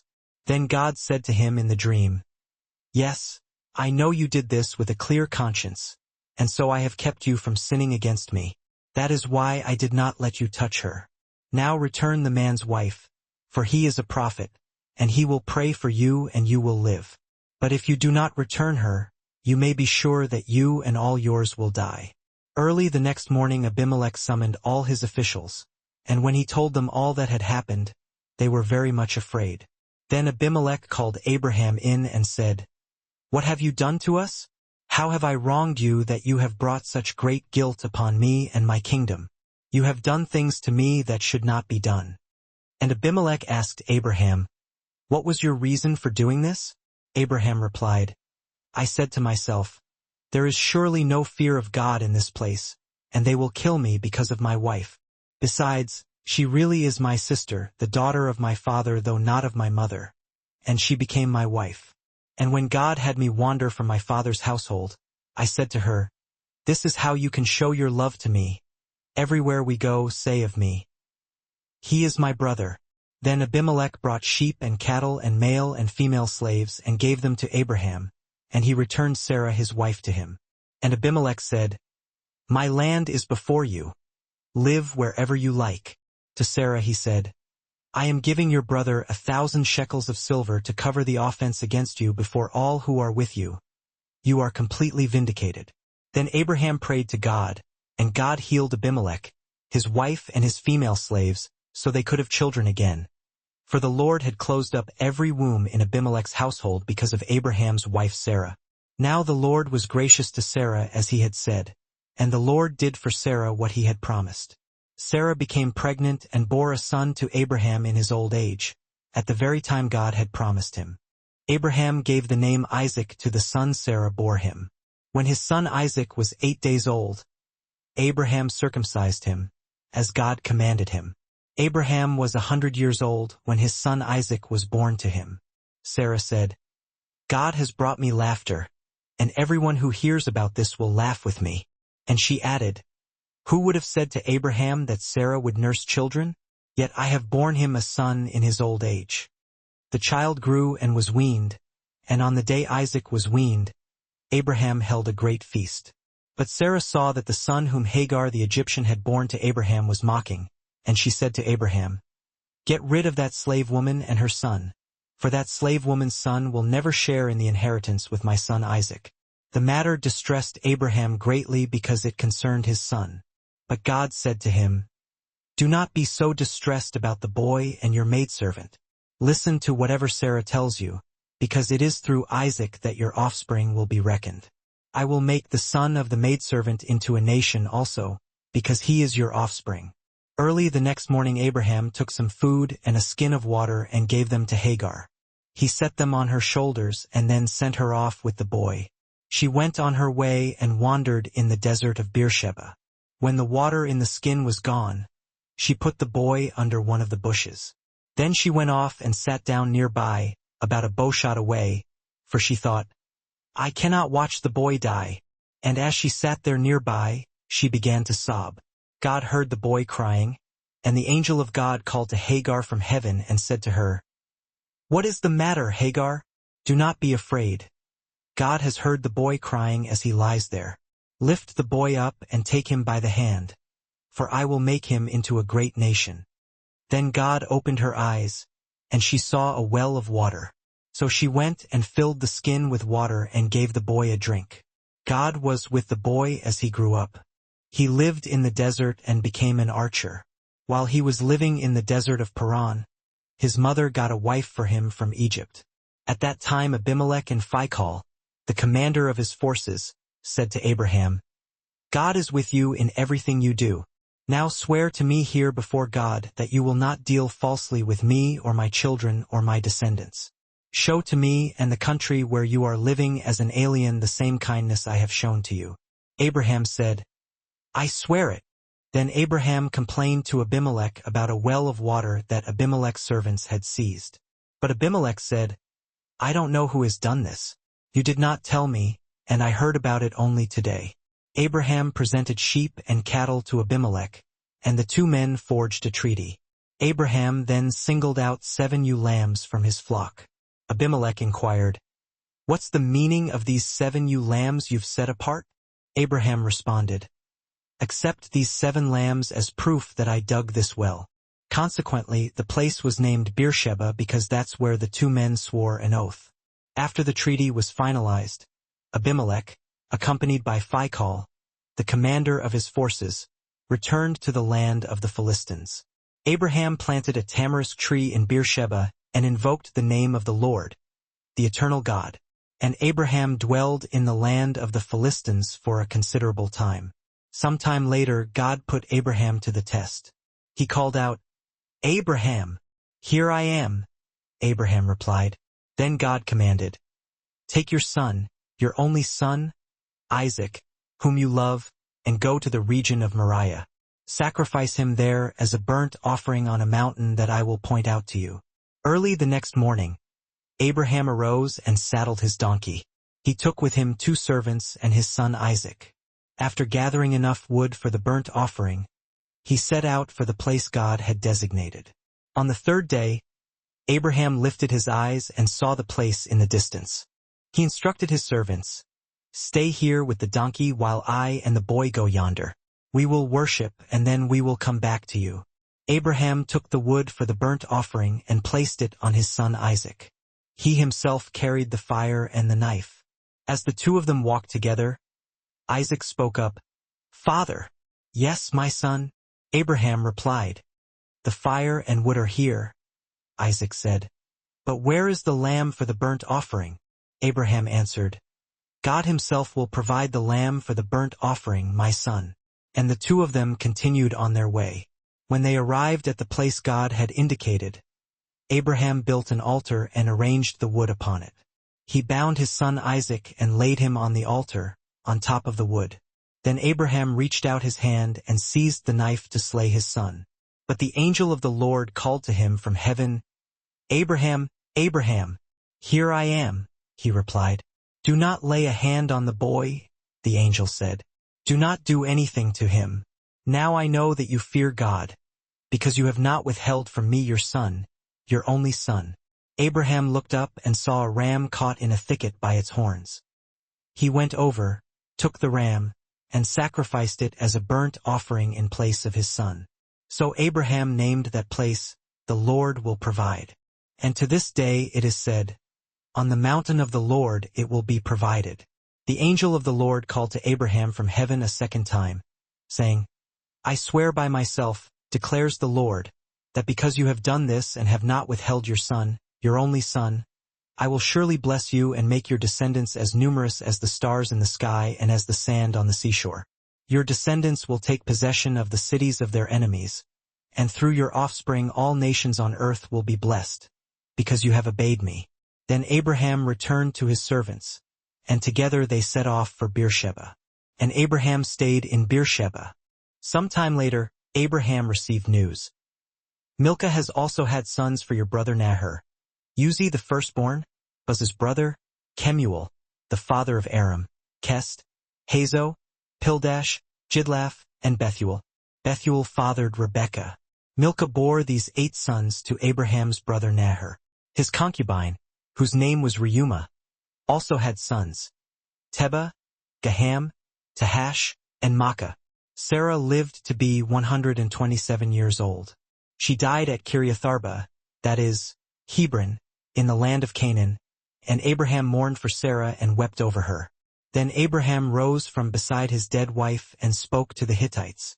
He said, "I am a foreigner and stranger among you. Sell me some property for a burial site here so I can bury my dead." The Hittites replied to Abraham, "Sir, listen to us. You are a mighty prince among us. Bury your dead in the choicest of our tombs. None of us will refuse you his tomb for burying your dead." Then Abraham rose and bowed down before the people of the land, the Hittites. He said to them, "If you are willing to let me bury my dead, then listen to me and intercede with Ephron son of Zohar on my behalf, so he will sell me the cave of Machpelah, which belongs to him and is at the end of his field. Ask him to sell it to me for the full price as a burial site among you." Ephron the Hittite was sitting among his people, and he replied to Abraham in the hearing of all the Hittites who had come to the gate of his city, "No, my lord, listen to me. I give you the field, and I give you the cave that is in it. I give it to you in the presence of my people. Bury your dead." Again Abraham bowed down before the people of the land and said to Ephron in their hearing, "Listen to me if you will. I will pay the price of the field. Accept it from me so I can bury my dead there." Ephron replied, "My lord, listen to me. The land is worth 400 shekels of silver, but what is that between me and you? Bury your dead." Abraham agreed to Ephron's terms and weighed out for him the price he had named in the hearing of the Hittites, 400 shekels of silver, according to the weight current among the merchants. So Ephron's field in Machpelah near Mamre, both the field and the cave in it, and all the trees within the borders of the field, was deeded to Abraham as his property in the presence of all the Hittites who had come to the gate of the city. Afterward, Abraham buried his wife Sarah in the cave in the field of Machpelah near Mamre, which is at Hebron in the land of Canaan. So the field and the cave in it were deeded to Abraham by the Hittites as a burial site. Abraham was now old and well advanced in years, and the Lord had blessed him in every way. He said to the chief servant in his household, the one in charge of all that he had, "Put your hand under my thigh. I want you to swear by the Lord, the God of heaven and the God of earth, that you will not get a wife for my son from the daughters of the Canaanites among whom I am living, but will go to my country and my own relatives and get a wife for my son Isaac." The servant asked him, "What if the woman is unwilling to come back with me to this land? Shall I then take your son back to the country you came from?" "Make sure that you do not take my son back there," Abraham replied. "The Lord, the God of heaven, who brought me out of my father's household and my native land, and who spoke to me and promised me on oath, saying, 'To your offspring I will give this land.' He will send his angel before you so that you can get a wife for my son from there. If the woman is unwilling to come back with you, then you will be released from this oath of mine. Only do not take my son back there." So the servant put his hand under the thigh of his master Abraham and swore an oath to him concerning this matter. Then the servant took 10 of his master's camels and left, taking with him all kinds of good things from his master. He set out for Aram Naharaim and made his way to the town of Nahor.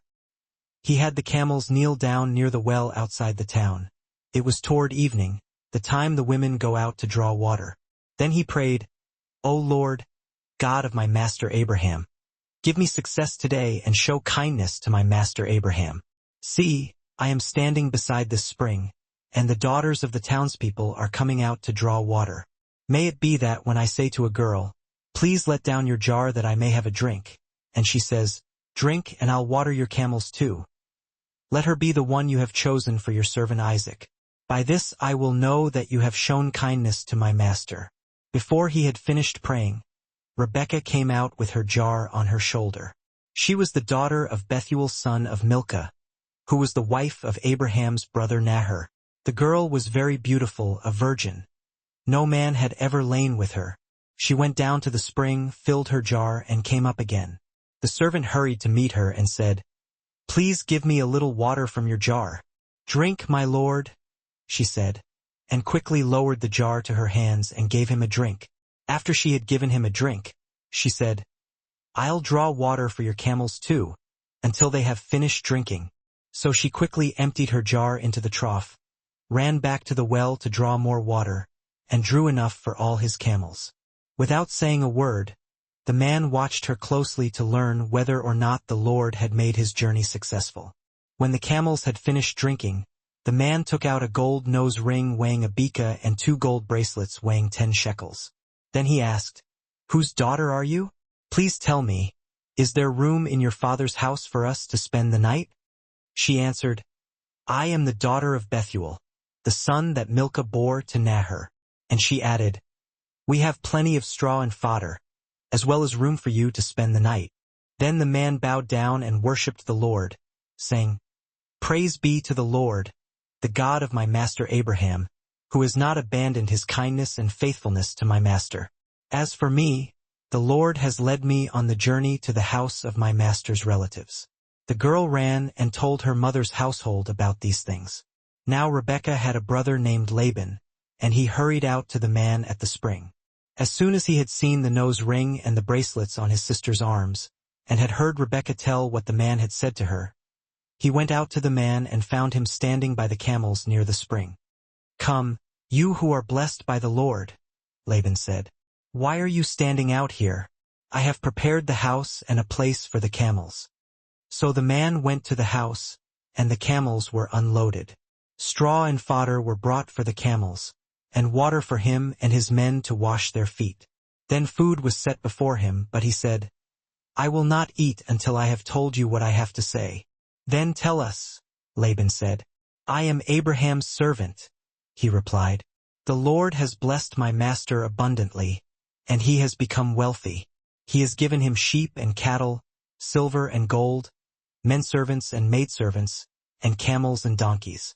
My master's wife Sarah has borne him a son in her old age, and he has given him everything he owns.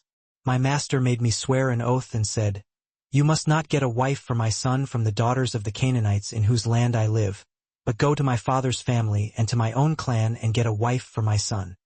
Then I asked my master, 'What if the woman will not come back with me?' He replied, 'The Lord, before whom I have walked, will send his angel with you and make your journey a success, so that you can get a wife for my son from my own clan and from my father's family. Then, when you go to my clan, you will be released from my oath. Even if they refuse to give her to you, you will be released from my oath. When I came to the spring today, I said, O Lord, God of my master Abraham, if you will, please grant success to the journey on which I have come. See, I am standing beside this spring. If a maiden comes out to draw water and I say to her, please let me drink a little water from your jar, and if she says to me, drink and I'll draw water for your camels too, let her be the one the Lord has chosen for my master's son. Before I finished praying in my heart, Rebekah came out with her jar on her shoulder. She went down to the spring and drew water, and I said to her, please give me a drink. She quickly lowered her jar from her shoulder and said, drink, and I'll water the camels too. So I drank, and she watered the camels also. I asked her, whose daughter are you? She said, the daughter of Bethuel son of Nahor, whom Milcah bore to him. Then I put the ring in her nose and the bracelets on her arms, and I bowed down and worshipped the Lord. I praised the Lord, the God of my master Abraham, who had led me on the right road to get the granddaughter of my master's brother for his son. Now if you will show kindness and faithfulness to my master, tell me, and if not, tell me, so I may know which way to turn. Laban and Bethuel answered, this is from the Lord. We can say nothing to you one way or the other. Here is Rebekah. Take her and go, and let her become the wife of your master's son, as the Lord has directed. When Abraham's servant heard what they said, he bowed down to the ground before the Lord. Then the servant brought out gold and silver jewelry and articles of clothing and gave them to Rebekah. He also gave costly gifts to her brother and to her mother. Then he and the men who were with him ate and drank and spent the night there. When they got up the next morning, he said, send me on my way to my master. But her brother and her mother replied, let the girl remain with us 10 days or so, then you may go. Do not detain me now that the Lord has granted success to my journey. The servant said, send me on my way so I may go to my master. Then they said, let's call the girl and ask her about it. So they called Rebekah and asked her, will you go with this man? I will go, she said. So they sent their sister Rebekah on her way, along with her nurse, and Abraham's servant and his men. And they blessed Rebekah and said to her, our sister, may you increase to thousands upon thousands. May your offspring possess the gates of their enemies. Then Rebekah and her maids got ready and mounted their camels and went back with the man. So the servant took Rebekah and left. Now Isaac had come from Beer-lahai-roi, for he was living in the Negev. He went out to the field one evening to meditate, and as he looked up, he saw camels approaching. Rebekah also looked up and saw Isaac. She got down from her camel and asked the servant, who is that man in the field coming to meet us? He is my master, the servant said. So she took her veil and covered herself. Then the servant told Isaac all he had done. Isaac brought her into the tent of his mother Sarah, and he married Rebekah. So she became his wife, and he loved her. And Isaac was comforted after his mother's death. Abraham took another wife whose name was Keturah. She bore him Zimran, Jokshan, Medan, Midian, Ishbak, and Shua. Jokshan was the father of Sheba and Dedan. The descendants of Dedan were the Asherites, the Letushites, and the Lumites. The sons of Midian were Ephah, Epher, Hanok, Abida, and Eldah. All these were descendants of Keturah. Abraham left everything he owned to Isaac. But while he was still living, he gave gifts to the sons of his concubines and sent them away from his son Isaac to the land of the east. Altogether, Abraham lived 175 years.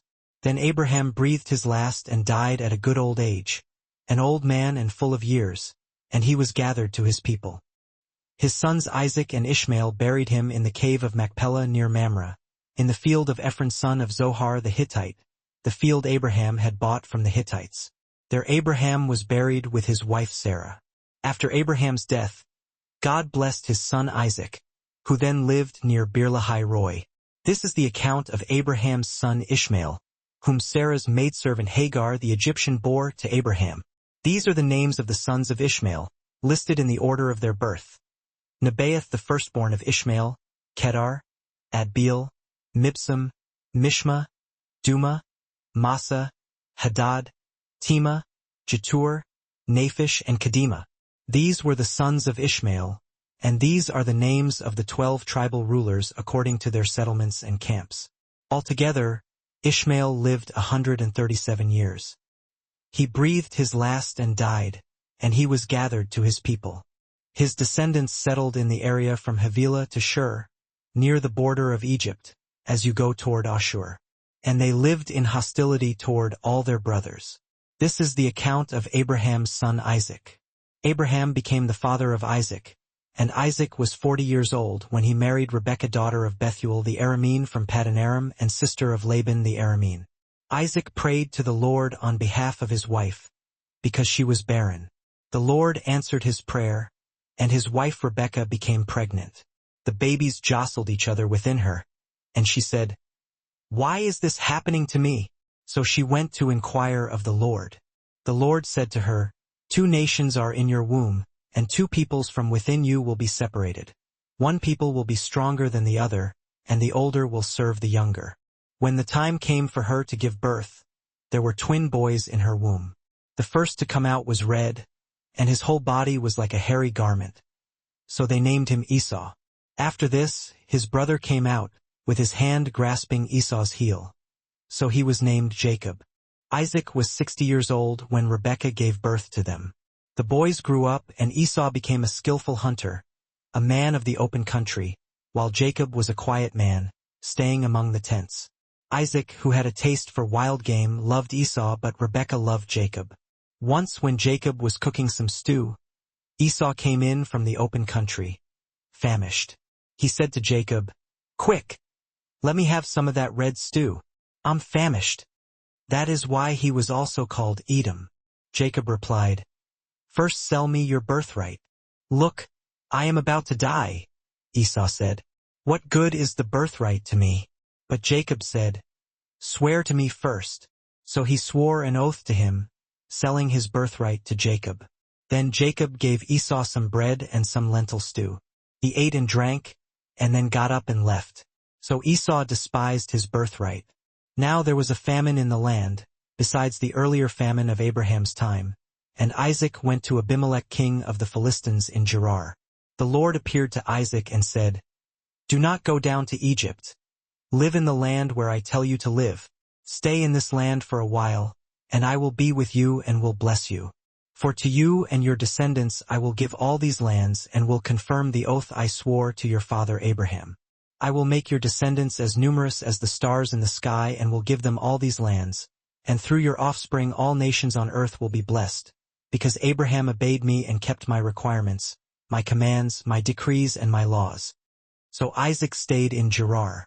When the men of that place asked him about his wife, he said, "She is my sister," because he was afraid to say, "She is my wife."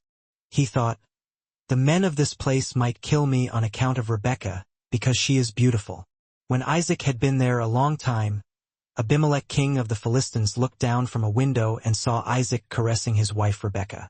So Abimelech summoned Isaac and said, "She is really your wife. Why did you say, 'She is my sister'?" Isaac answered him, "Because I thought I might lose my life on account of her." Then Abimelech said, "What is this you have done to us?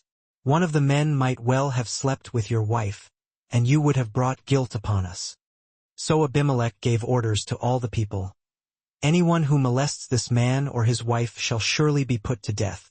Isaac planted crops in that land and the same year reaped 100-fold, because the Lord blessed him. The man became rich, and his wealth continued to grow until he became very wealthy. He had so many flocks and herds and servants that the Philistines envied him. So all the wells that his father's servants had dug in the time of his father Abraham, the Philistines stopped up, filling them with earth. Then Abimelech said to Isaac, "Move away from us. You have become too powerful for us." So Isaac moved away from there and encamped in the valley of Gerar and settled there. Isaac reopened the wells that had been dug in the time of his father Abraham, which the Philistines had stopped up after Abraham died, and he gave them the same names his father had given them. Isaac's servants dug in the valley and discovered a well of fresh water there. But the herdsmen of Gerar quarreled with Isaac's herdsmen and said, "The water is ours." So he named the well Ezek because they disputed with him. Then they dug another well, but they quarreled over that one also. So he named it Sitnah. He moved on from there and dug another well, and no one quarreled over it. He named it Rehoboth, saying, "Now the Lord has given us room, and we will flourish in the land." From there he went up to Beersheba. That night the Lord appeared to him and said, "I am the God of your father Abraham. Do not be afraid, for I am with you. I will bless you and increase the number of your descendants for the sake of my servant Abraham, and will increase the number of your descendants for the sake of my servant Abraham." Isaac built an altar there and called on the name of the Lord. There he pitched his tent, and there his servants dug a well. Meanwhile, Abimelech had come to him from Gerar with Ahuzzath, his personal advisor, and Phicol, the commander of his forces. Isaac asked them, "Why have you come to me, since you were hostile to me and sent me away?" They replied, "We saw clearly that the Lord was with you, so we said, 'There ought to be a sworn agreement between us and you. Let us make a treaty with you that you will do us no harm, just as we did not molest you but always treated you well and sent you away in peace. And now you are blessed by the Lord.'" Isaac then made a feast for them, and they ate and drank. Early the next morning, the men swore an oath to each other. Then Isaac sent them on their way, and they left him in peace. That day Isaac's servants came and told him about the well they had dug. They said, "We found water." He called it Sheba, and to this day the name of the town has been Beersheba. When Esau was 40 years old, he married Judith, daughter of Beri the Hittite, and also Basemath, daughter of Elon the Hittite. They were a source of grief to Isaac and Rebekah. When Isaac was old and his eyes were so weak that he could no longer see, he called for Esau, his oldest son, and said to him, "My son." "Here I am," he replied. Isaac said, "I am now an old man and don't know the day of my death. Now then, get your weapons, your quiver and bow, and go out to the open country to hunt some wild game for me. Prepare me the kind of tasty food I like and bring it to me to eat, so that I may give you my blessing before I die." Now Rebekah was listening as Isaac spoke to his son Esau. When Esau left for the open country to hunt game and bring it back, Rebekah said to her son Jacob, "Look, I overheard your father say to your brother Esau, 'Bring me some game and prepare me some tasty food to eat, so that I may give you my blessing in the presence of the Lord before I die.' Now, my son, listen carefully and do what I tell you. Go out to the flock and bring me 2 choice young goats, so I can prepare some tasty food for your father, just the way he likes it. Then take it to your father to eat so that he may give you his blessing before he dies." Jacob said to Rebekah his mother, "But my brother Esau is a hairy man, and I'm a man with smooth skin. What if my father touches me? I would appear to be tricking him and would bring down a curse on myself rather than a blessing." His mother replied, "My son, let the curse fall on me. Just do what I say, go and get them for me."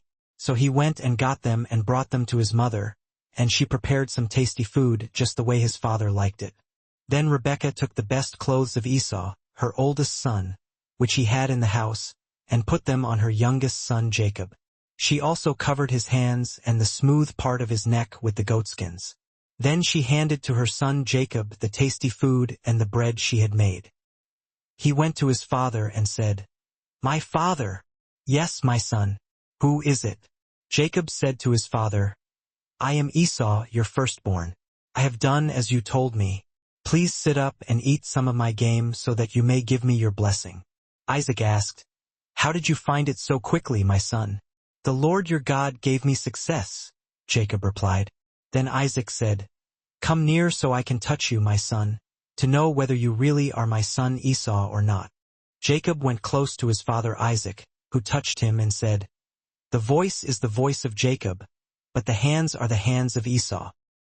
He did not recognize him, for his hands were hairy like those of his brother Esau, so he blessed him. "Are you really my son Esau?" he asked. "I am," he replied. Then Isaac said, "My son, bring me some of your game to eat so that I may give you my blessing." Jacob brought it to him and he ate. and he brought some wine, and he drank. Then his father Isaac said to him, "Come here, my son, and kiss me." So he went to him and kissed him. When Isaac caught the smell of his clothes, he blessed him and said, "Ah, the smell of my son is like the smell of a field that the Lord has blessed. May God give you of heaven's dew and of earth's richness, an abundance of grain and new wine. May nations serve you and peoples bow down to you. Be Lord over your brothers, and may the sons of your mother bow down to you. May those who curse you be cursed, and those who bless you be blessed." After Isaac finished blessing Jacob, and Jacob had scarcely left his father's presence, his brother Esau came in from hunting. He too prepared some tasty food and brought it to his father. Then he said to him, "My father, sit up and eat some of my game so that you may give me your blessing." Isaac asked him, "Who are you?" "I am your son, your firstborn, Esau," he answered. Isaac trembled violently and said, "Who was it, then, that hunted game and brought it to me? I ate it just before you came, and I blessed him. And indeed he will be blessed." When Esau heard his father's words, he burst out with a loud and bitter cry and said to his father, "Oh, bless me too, my father." But Isaac said, "Your brother came deceitfully and took your blessing." Esau exclaimed, "Isn't he rightly named Jacob? He has deceived me these 2 times. He took my birthright, and now he's taken my blessing." Then he asked, "Haven't you reserved any blessing for me?" Isaac answered, "I have made him lord over you, and I have made all his relatives his servants, and I have sustained him with grain and new wine. So what can I possibly do for you, my son?" Esau said to his father, "Do you only have one blessing, my father? Bless me too, my father." Then he wept aloud. His father Isaac answered him, "Your dwelling will be away from the earth's richness, away from the dew of heaven above. You will live by the sword, and you will serve your brother. But when you grow restless, you will throw his yoke from off your neck." Esau held a grudge against Jacob because of the blessing his father had given him. He said to himself, "The days of mourning for my father are near, then I will kill my brother Jacob." When Rebekah was told what her older son Esau had said, she sent for her younger son Jacob and said to him, "Your brother Esau is consoling himself with the thought of killing you. Now then, my son, do what I say. Flee at once to my brother Laban in Haran. Stay with him for a while until your brother's fury subsides. When your brother is no longer angry with you and forgets what you did to him, I'll send word for you to come back from there. Why should I lose both of you in one day?" Then Rebekah said to Isaac, "I'm disgusted with living because of these Hittite women. If Jacob takes a wife from among the women of this land, from Hittite women like these, my life will not be worth living." So Isaac called for Jacob and blessed him. He commanded him, "Do not marry a Canaanite woman. Go at once to Paddan-aram, to the house of your mother's father Bethuel. Take a wife for yourself there from among the daughters of Laban, your mother's brother. May God Almighty bless you and make you fruitful and increase your numbers until you become a community of peoples. May he give you and your descendants the blessing given to Abraham, so that you may take possession of the land where you now live as an alien, the land God gave to Abraham." Then Isaac sent Jacob on his way, and he went to Paddan-aram, to Laban son of Bethuel the Aramean, the brother of Rebekah, who was the mother of Jacob and Esau. Now Esau learned that Isaac had blessed Jacob and had sent him to Paddan-aram to take a wife from there, and that when he blessed him he commanded him, "Do not marry a Canaanite woman," and that Jacob had obeyed his father and mother and had gone to Paddan-aram. Esau then realized how displeasing the Canaanite women were to his father Isaac. So he went to Ishmael and married Mahalath, the sister of Nebaioth and daughter of Ishmael son of Abraham, in addition to the wives he already had. Jacob left Beersheba and set out for Haran. When he reached a certain place, he stopped for the night because the sun had set. Taking one of the stones there, he put it under his head and lay down to sleep. He had a dream in which he saw a stairway resting on the earth, with its top reaching to heaven, and the angels of God were ascending and descending on it. There above it stood the Lord, and he said, "I am the Lord, the God of your father Abraham and the God of Isaac. I will give you and your descendants the land on which you are lying. Your descendants will be like the dust of the earth, and you will spread out to the west and to the east, to the north and to the south. All peoples on earth will be blessed through you and your offspring. I am with you and will watch over you wherever you go, and I will bring you back to this land. I will not leave you until I have done what I have promised you." When Jacob awoke from his sleep, he thought, "Surely the Lord is in this place, and I was not aware of it." He was afraid and said, "How awesome is this place! This is none other than the house of God. This is the gate of heaven." Early the next morning Jacob took the stone he had placed under his head and set it up as a pillar and poured oil on top of it. He called that place Bethel, though the city used to be called Luz. Then Jacob made a vow, saying, "If God will be with me and will watch over me on this journey I am taking and will give me food to eat and clothes to wear so that I return safely to my father's house, then the Lord will be my God, and this stone that I have set up as a pillar will be God's house, and of all that you give me I will give you a tenth." Then Jacob continued on his journey and came to the land of the eastern peoples. There he saw a well in the field, with 3 flocks of sheep lying near it because the flocks were watered from that well. The stone over the mouth of the well was large. When all the flocks were gathered there, the shepherds would roll the stone away from the well's mouth and water the sheep. Then they would return the stone to its place over the mouth of the well. Jacob asked the shepherds, "My brothers, where are you from?" "We're from Haran," they replied. "Do you know Laban, Nahor's grandson?" he asked. "Yes, we know him," they said. "Is he well?" he asked. "Yes, he is, and here comes his daughter Rachel with the sheep." "Look," Jacob said, "the sun is still high. It is not time for the flocks to be gathered. Water the sheep and take them back to pasture." "We can't," they replied, "until all the flocks are gathered and the stone has been rolled away from the mouth of the well. Then we will water the sheep." While he was still talking with them, Rachel came with her father's sheep, for she was a shepherdess. When Jacob saw Rachel, daughter of Laban, his mother's brother, and Laban's sheep, he went over and rolled the stone away from the mouth of the well and watered his uncle's sheep. Then Jacob kissed Rachel and began to weep aloud. He had told Rachel that he was a relative of her father and a son of Rebekah, so she ran and told her father. As soon as Laban heard the news about Jacob, his sister's son, he hurried to meet him. He embraced him and kissed him and brought him to his home, and there Jacob told him all these things. Then Laban said to him, "You are my own flesh and blood." After Jacob had stayed with him for a whole month, Laban said to him, "Just because you are a relative of mine, should you work for me for nothing? Tell me what your wages should be." Now Laban had 2 daughters. The name of the older was Leah, and the name of the younger was Rachel. Leah had weak eyes, but Rachel was lovely in form and beautiful. Jacob was in love with Rachel and said, "I'll work for you 7 years in return for your younger daughter Rachel." Laban said, "It's better that I give her to you than to some other man. Stay here with me." So Jacob served 7 years to get Rachel, but they seemed like only a few days to him because of his love for her. Then Jacob said to Laban, "Give me my wife. My time is completed, and I want to lie with her." So Laban brought together all the people of the place and gave a feast.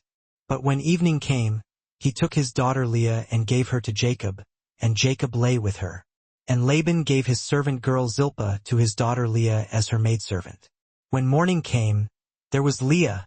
So Jacob said to Laban, "What is this you have done to me? I served you for Rachel, didn't I? Why have you deceived me?" Laban replied, "It is not our custom here to give the younger daughter in marriage before the older one. Finish this daughter's bridal week. Then we will give you the younger one also, in return for another 7 years of work." And Jacob did so. He finished the week with Leah, and then Laban gave him his daughter Rachel to be his wife.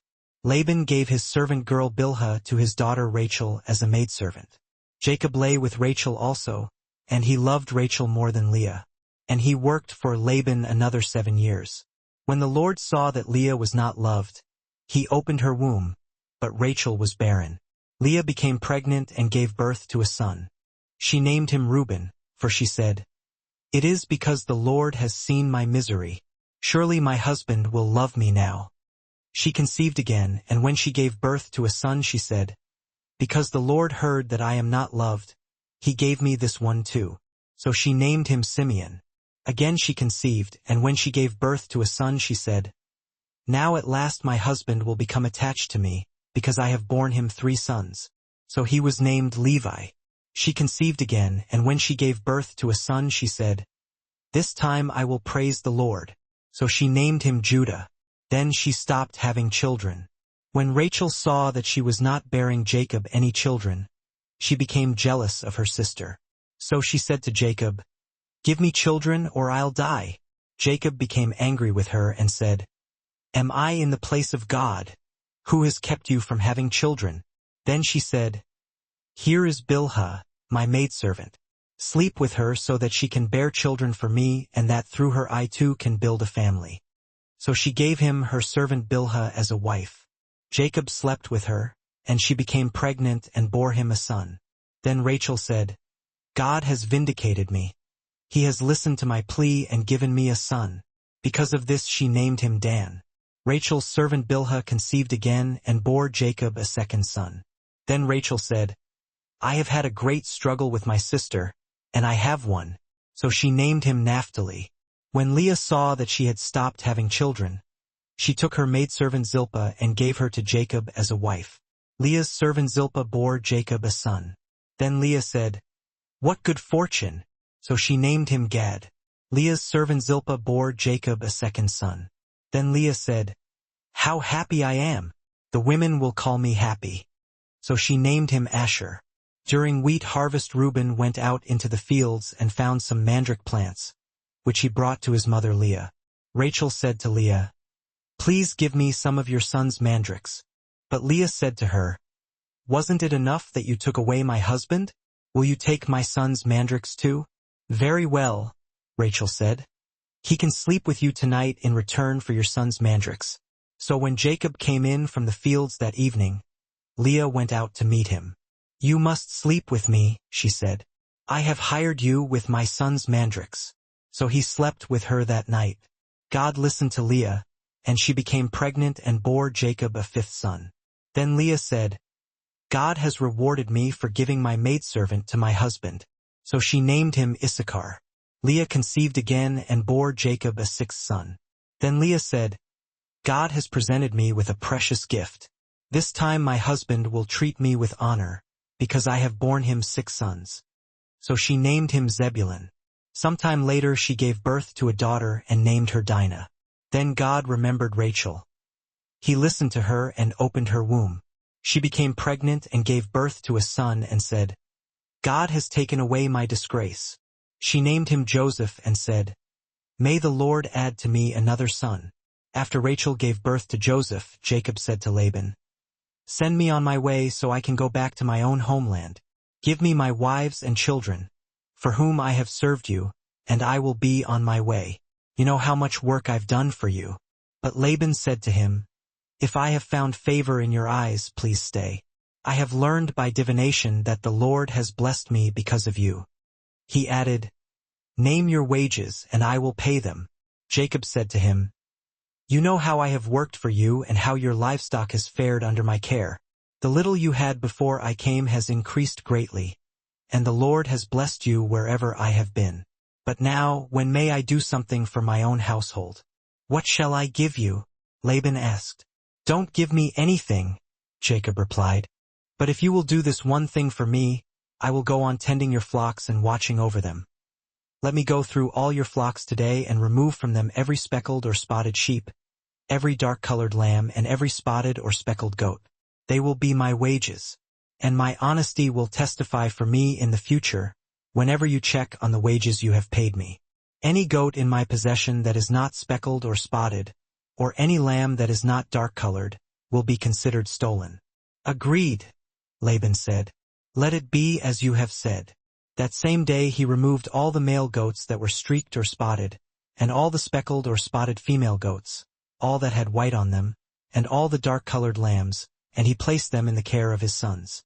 Then he put a 3-day journey between himself and Jacob, while Jacob continued to tend the rest of Laban's flocks. Jacob, however, took fresh-cut branches from poplar, almond, and plane trees, and made white stripes on them by peeling the bark and exposing the white inner wood of the branches. Then he placed the peeled branches in all the watering troughs, so that they would be directly in front of the flocks when they came to drink.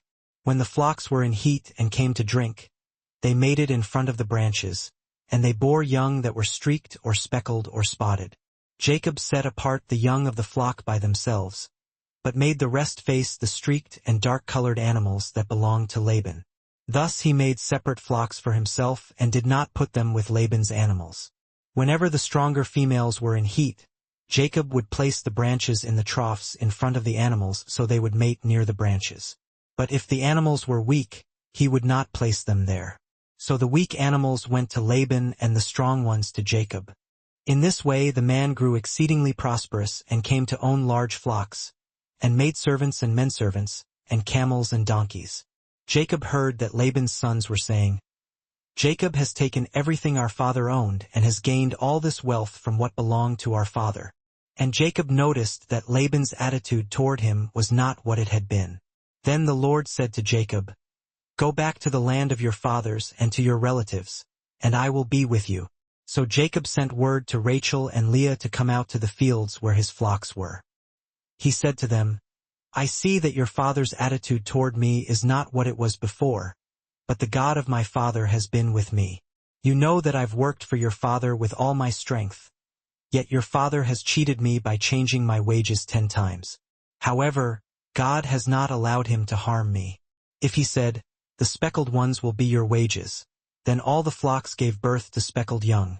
And if he said, 'The streaked ones will be your wages,' then all the flocks bore streaked young. So God has taken away your father's livestock and has given them to me. In breeding season I once had a dream in which I looked up and saw that the male goats mating with the flock were streaked, speckled, or spotted. The angel of God said to me in the dream, 'Jacob.' I answered, 'Here I am.' And he said, 'Look up and see that all the male goats mating with the flock are streaked, speckled, or spotted. For I have seen all that Laban has been doing to you. I am the God of Bethel, where you anointed a pillar and where you made a vow to me. Now leave this land at once and go back to. And for my servant Abraham's sake, I'm going to make sure you have tons of descendants.' Then, in that very spot, Isaac did what he felt he needed to do and built an altar. He called out to the Lord right there. He also set up his tent and his servants started digging a well. At the same time, Abimelech rolled up with a crew from Gerar. He had Ahuzzath, his right-hand man, and Phicol, his top military commander, in tow. Isaac was pretty blunt with them. "What brings you guys here? You were the ones who gave me the cold shoulder and sent me packing." They answered, "Look, we saw plain as day that the Lord is backing you.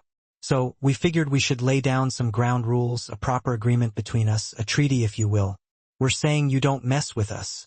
Just like we didn't give you any trouble. We treated you nicely, sent you on your way with no drama.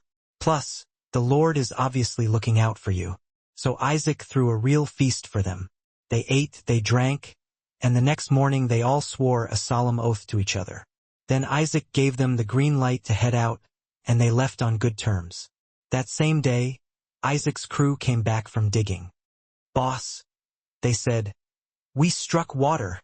He named the well Sheba, and that's how the town came to be called Beersheba to this very day. Now Esau, being the mature age of 40, decided to get married, twice in fact. First, he married Judith, daughter of Beeri the Hittite. Then he married Basemath, daughter of Elon the Hittite. These marriages were a constant headache for Isaac and Rebekah. Let's just say, they weren't exactly daughter-in-law material.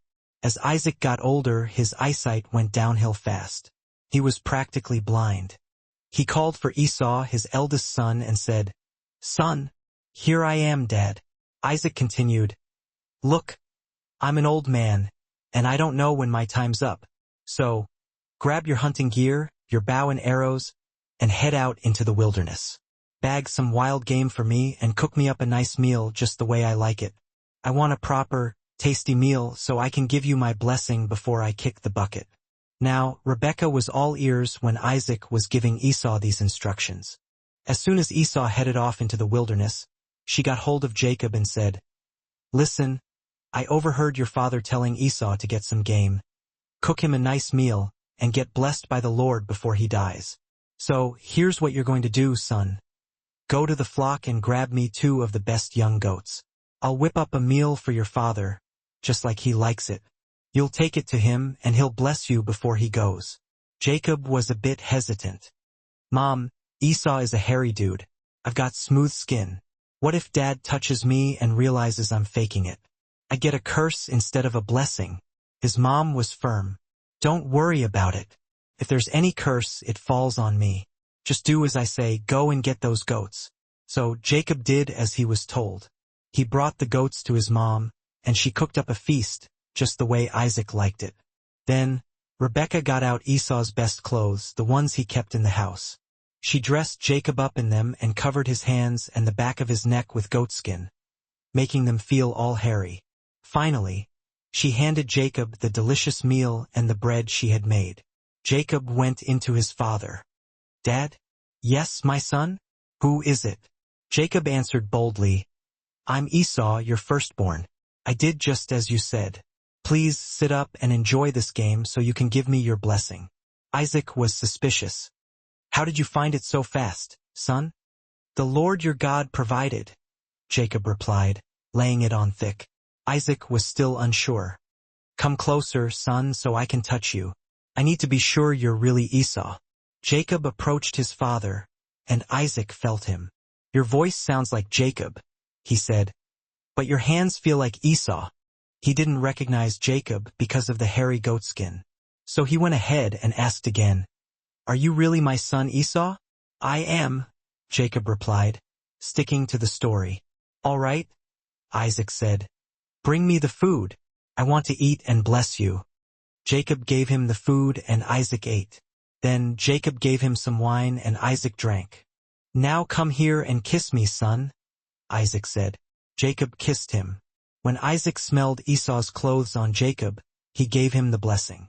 Ah, he said. The smell of my son is like a field blessed by the Lord. May God give you the dew of heaven and the richness of the earth, plenty of grain and new wine. May nations serve you and people bow down to you. Be Lord over your brothers. And may your mother's sons bow down to you. May those who curse you be cursed, and those who bless you be blessed. Just as Isaac finished blessing Jacob, and Jacob barely left his father's room, Esau came back from hunting. He cooked up a meal and brought it to his father. Dad, he said, sit up and eat. I've got game for you so you can give me your blessing. Isaac was taken aback. Who are you? He asked. I'm your son, your firstborn, Esau, he replied. Isaac started trembling violently. Then who was it that came in here with game? I ate it just before you came and I blessed him. Yes, and blessed he will remain. When Esau heard this, he let out a loud, bitter wail. Bless me too, Dad. Me too. Isaac replied. Your brother pulled a fast one and took your blessing. Esau was furious. Isn't his name supposed to mean deceiver or trickster? That's twice he has cheated me. He took my birthright, and now he has stolen my blessing. Then Esau pleaded, Haven't you saved anything for me, Dad? Isaac responded, I've made him your master, and I've made all his relatives his servants. I've guaranteed him grain and wine. What's left for me to give you, son? Esau wouldn't give up. You only have one blessing, Dad. Bless me too. And he broke down and sobbed. Finally, Isaac answered him. Your home will be far from the rich soil of the earth and far from the dew of the heavens above. You will live by your sword, and you will serve your brother. But when you grow restless, you will break free from his control. Esau harbored a deep resentment towards Jacob because of the stolen blessing. He said to himself, The time of mourning for my father is coming. Then I'll kill Jacob. When Rebekah heard about Esau's plans, she sent for Jacob. Esau is plotting to murder you, she told him. So listen carefully and do what I say. Escape immediately to my brother Laban in Haran. Stay there for a while until Esau cools down. When he isn't angry anymore and has forgotten what you did, I'll send for you to come back. I don't want to lose both of you in a single day. Rebekah then turned to Isaac. I'm sick of these Hittite women, she complained. If Jacob marries one of them, my life won't be worth living. So Isaac called for Jacob and blessed him again. He commanded, "Don't marry any Canaanite woman. Go to Paddan-aram, to the house of your grandfather Bethuel. Take a wife from among the daughters of Laban, your mother's brother. May God Almighty bless you, make you fruitful, and give you many descendants. May you become a great nation. May God give you the blessings he promised to Abraham so you can take possession of this land, the land where you are now living as a foreigner, the land God gave to Abraham." And with that, Isaac sent Jacob on his way to Paddan-aram, to Laban, the son of Bethuel the Aramean and brother of Rebekah, Jacob's and Esau's mother. Esau learned that Isaac had blessed Jacob and sent him to Paddan-aram to find a wife, and that he had forbidden him to marry a Canaanite woman. He also realized that Jacob had obeyed his parents and gone to Paddan-aram. That's when Esau finally understood how much his Canaanite wives disgusted his father Isaac. So he went to Ishmael and took another wife, Mahalath, the sister of Nebaioth and daughter of Ishmael, Abraham's son, in addition to the wives he already had. Jacob left Beersheba and set out for Haran. He came to a certain place and stopped for the night because the sun had already set. He found a stone, used it as a pillow, and went to sleep. He had a dream in which he saw a stairway resting on the earth with its top reaching up to heaven. Angels of God were going up and down the stairway. The Lord was standing right there next to him. The Lord said, "I am the Lord, the God of your grandfather Abraham, and the God of Isaac. I will give you and your descendants this land where you are sleeping. Your descendants will be as numerous as the dust of the earth. They will spread out in every direction, to the west, east, north, and south. All the families of the earth will be blessed through you and your descendants. I am with you, and I will protect you wherever you go, and I will bring you back to this land. I will not leave you until I have done everything I have promised you." When Jacob woke up, he was startled. "Surely the Lord is in this place," he said, "and I didn't even realize it." He was filled with awe. "How amazing is this place!" he exclaimed. "It's nothing less than the house of God, the very gateway to heaven." The next morning Jacob got up early. He took the stone he had used as a pillow and set it up as a memorial pillar. Then he poured oil on it as an offering. He named the place Bethel, although the town had previously been called Luz. Then Jacob made a vow. "If God will be with me," he prayed, "if he will protect me on this journey, give me food to eat and clothes to wear, and bring me back safely to my father's house, then the Lord will be my God. This stone that I have set up as a pillar will mark the place of God's house, and I will give back to God 1/10 of everything he gives me." After that, Jacob continued his journey toward the land of the eastern people. He came to a field where he saw a well. 3 flocks of sheep were lying nearby, because this was where they got their water. The stone covering the mouth of the well was very large. It was the custom for all the shepherds to gather their flocks together, roll the stone away from the well, water the sheep, and then put the stone back in place. Jacob approached the shepherds. "Hello, friends," he asked. "Where are you from?" "We're from Haran," they answered. "Do you know Laban, Nahor's grandson?" Jacob inquired. "Yes, we know him," they replied. "Is he doing well?" Jacob continued. "Yes, he's fine," they answered. "And here comes his daughter Rachel with the sheep right now." Jacob looked at the setting sun. "Look," he said, "it's still daylight and it's not time to bring the flocks in yet. Why don't you water the sheep and take them back to pasture?" "We can't do that," the shepherds answered. "We have to wait until all the flocks are gathered together. Then we roll away the stone and water all the sheep." While Jacob was still talking to them, Rachel arrived with her father's sheep, because she was a shepherdess. As soon as Jacob saw Rachel, the daughter of his uncle Laban, and Laban's sheep, he went over to the well, rolled away the stone, and watered his uncle's sheep. Then he kissed Rachel and began to cry. He explained that he was her relative, the son of Rebekah. So Rachel ran home and told her father. When Laban heard that his nephew Jacob had arrived, he hurried out to meet him. He embraced him, kissed him, and brought him into his house.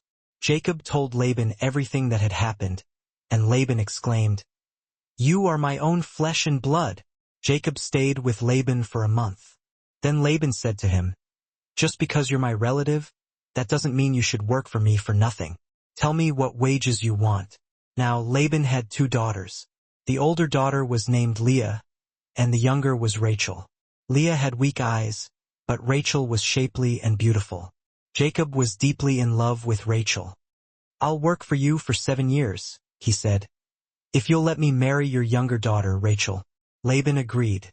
"It's better for me to give her to you," he said, "than to some stranger. Stay here and work for me." So Jacob worked for 7 years to earn Rachel, but it seemed like only a few days because he loved her so much. Finally, Jacob said to Laban, "The time has come. Give me my wife so I can be intimate with her." So Laban gathered all the people of the area together and threw a big wedding feast. But that night, instead of Rachel, then Rachel and Leah answered him, saying, "Do we even have a stake anymore in our father's inheritance? Hasn't he treated us like complete strangers?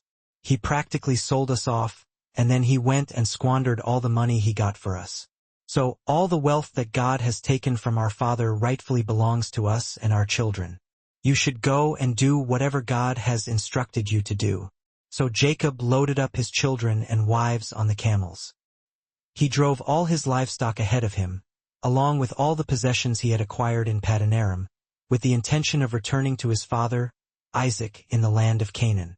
Meanwhile, while Laban was away shearing his sheep, Rachel secretly swiped her father's household idols. Jacob completely pulled one over on Laban the Aramean by not letting him know that he was making a run for it. He slipped away with everything he owned, and after crossing the Euphrates River, he set his sights towards the hill country of Gilead. On the 3rd day, Laban got wind that Jacob had taken off. Laban, gathering his kinsmen, pursued Jacob for a full 7 days, finally catching up with him in the hill country of Gilead. But God appeared to Laban the Aramean in a dream that night, warning him, "Be careful not to say anything to Jacob, whether good or bad." Jacob had already pitched his tent up in the Gilead hills when Laban caught up to him. Laban and his relatives set up camp right there alongside him. Then Laban confronted Jacob, saying, "What exactly do you think you're doing? You've deceived me and carried off my daughters like they were prisoners of war. Why sneak off in secret and deceive me like this? Why didn't you just tell me you were leaving so I could have sent you off with a joyful celebration, with singing and tambourines and harps? You didn't even give me the chance to kiss my grandchildren and my daughters goodbye. This was a really foolish thing to do. I have the power to do you harm, but last night the God of your father appeared to me and told me, 'Be careful not to say anything to Jacob, either good or bad.' Now, I understand that you've left because you were yearning to return to your father's house. But why did you steal my gods?" Jacob replied, "I was afraid because I thought you might try to take your daughters away from me by force. But if you find anyone who has stolen your gods, then that person shall not live. In front of our relatives, look around and see if there's anything of yours here with me. If you find something, take it." Jacob had no idea that Rachel was the one who had stolen the gods. So Laban went into Jacob's tent, then Leah's tent, and then into the tents of the 2 female servants, but he couldn't find anything. After coming out of Leah's tent, he went into Rachel's tent. Now, Rachel had hidden the household idols inside her camel's saddle and was sitting on them. Laban thoroughly searched through the entire tent but still couldn't find anything. Rachel told her father, "Please, sir, don't be angry with me, but I can't stand up in your presence because I'm having my period." So he kept searching but couldn't locate the household idols. Jacob was furious and challenged Laban, "What's my crime? What sin have I committed that you're hunting me down like this? Now that you've gone through all my belongings, what have you found that belongs to your household? Put it out here in front of your relatives and mine, and let them be the judge between the 2 of us. I've been with you for 20 years now. Your sheep and goats haven't miscarried, and I haven't eaten any of the rams from your flocks. I never brought you any animals torn by wild beasts. I always bore the loss myself, and you demanded payment from me for whatever was stolen, whether it was by day or by night. This was my life. The heat consumed me during the day, and the cold at night, and sleep completely avoided me. This is how it was for the 20 years I was in your household. I worked for you 14 years for your 2 daughters and 6 years for your flocks, and you changed my wages 10 different times. If the God of my father, the God of Abraham, the fear of Isaac, hadn't been with me, you would have sent me away empty-handed. But God has seen my hardship and the labor of my hands, and last night he rebuked you." Laban answered Jacob, "The women are my daughters, the children are my children, and the flocks are my flocks. Everything you see is mine. Yet what can I do today about these daughters of mine or about the children they have borne? Come now, let's make a covenant, you and I, and let it serve as a witness between us." So Jacob grabbed a stone and set it up as a pillar. He then instructed his relatives, "Gather some stones." So they gathered stones and piled them into a heap, and they ate there by the heap. Laban called it Jegar Sahadutha, but Jacob called it Galeed. Laban declared, "This heap is a witness between you and me today." That's why it was named Galeed. It was also called Mizpah because Laban said, "May the Lord keep watch between you and me when we are out of each other's sight. If you mistreat my daughters or if you take any wives besides my daughters, remember that even though no one else is with us, God is a witness between you and me. Here is this heap, and here is this pillar that I have set up between you and me. This heap is a witness, and this pillar is a witness, that I will not go past this heap to your side to harm you, and that you will not go past this heap and pillar to my side to harm me.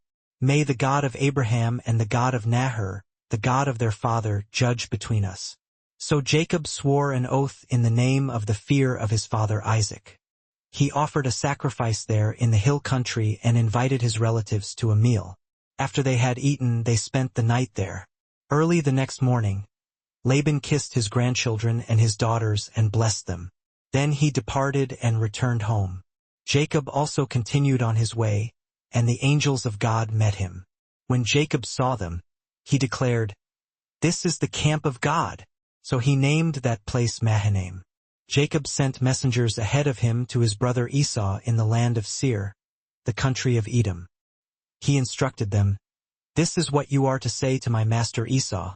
Your servant Jacob says, I have been staying with Laban and have remained there until now. I have cattle and donkeys, sheep and goats, male servants and female servants.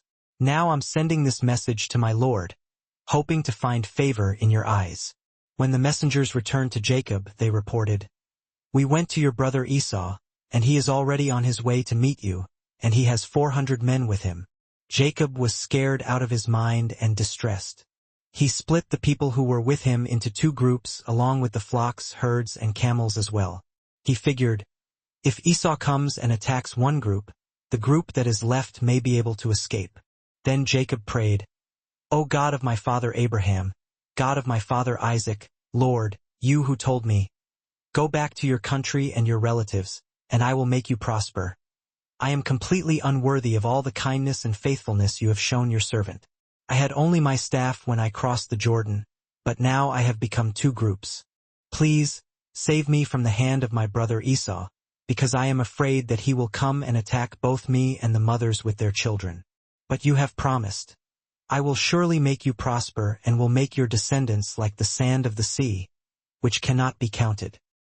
He spent the night there, and from what he had with him, he selected a gift for his brother Esau: 200 female goats and 20 male goats, 200 ewes and 20 rams, 30 female camels with their young, 40 cows and 10 bulls, and 20 female donkeys and 10 male donkeys.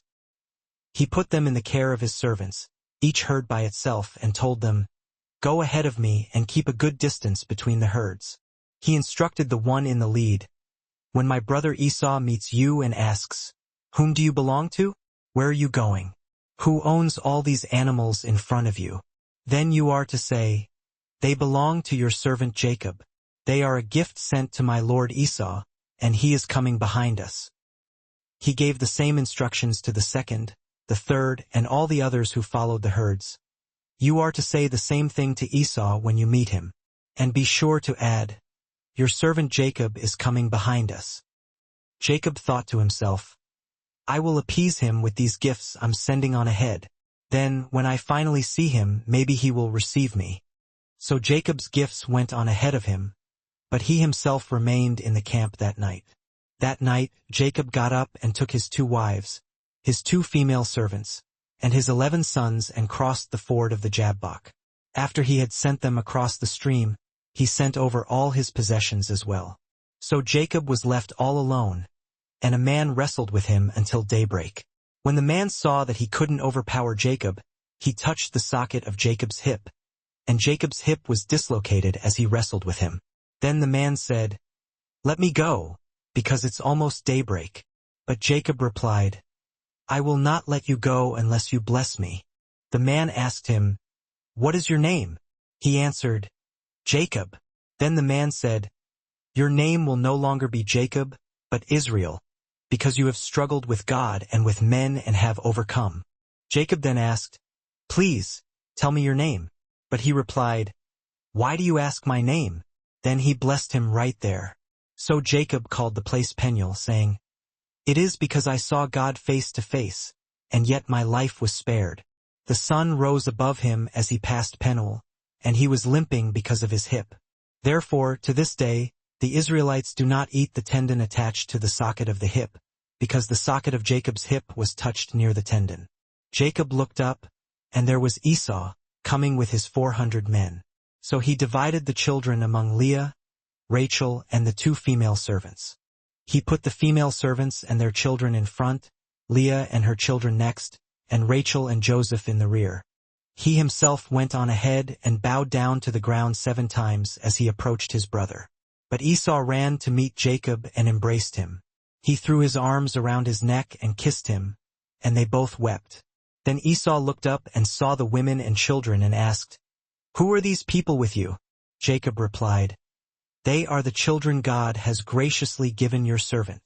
Then the female servants and their children approached and bowed down. Next, Leah and her children came and bowed down. And finally, Joseph and Rachel came forward, and they too bowed down. Esau asked, "What do you mean by all these droves I met?" Jacob answered, "To find favor in your eyes, my lord." But Esau said, "I already have plenty, my brother. Keep what you have for yourself." Jacob insisted, "No, please, if I have found favor in your eyes, accept this gift from me. Seeing your face is like seeing the face of God, now that you have received me favorably. Please accept the present that was brought to you, because God has been gracious to me, and I have all that I need." And because Jacob kept insisting, Esau finally accepted it.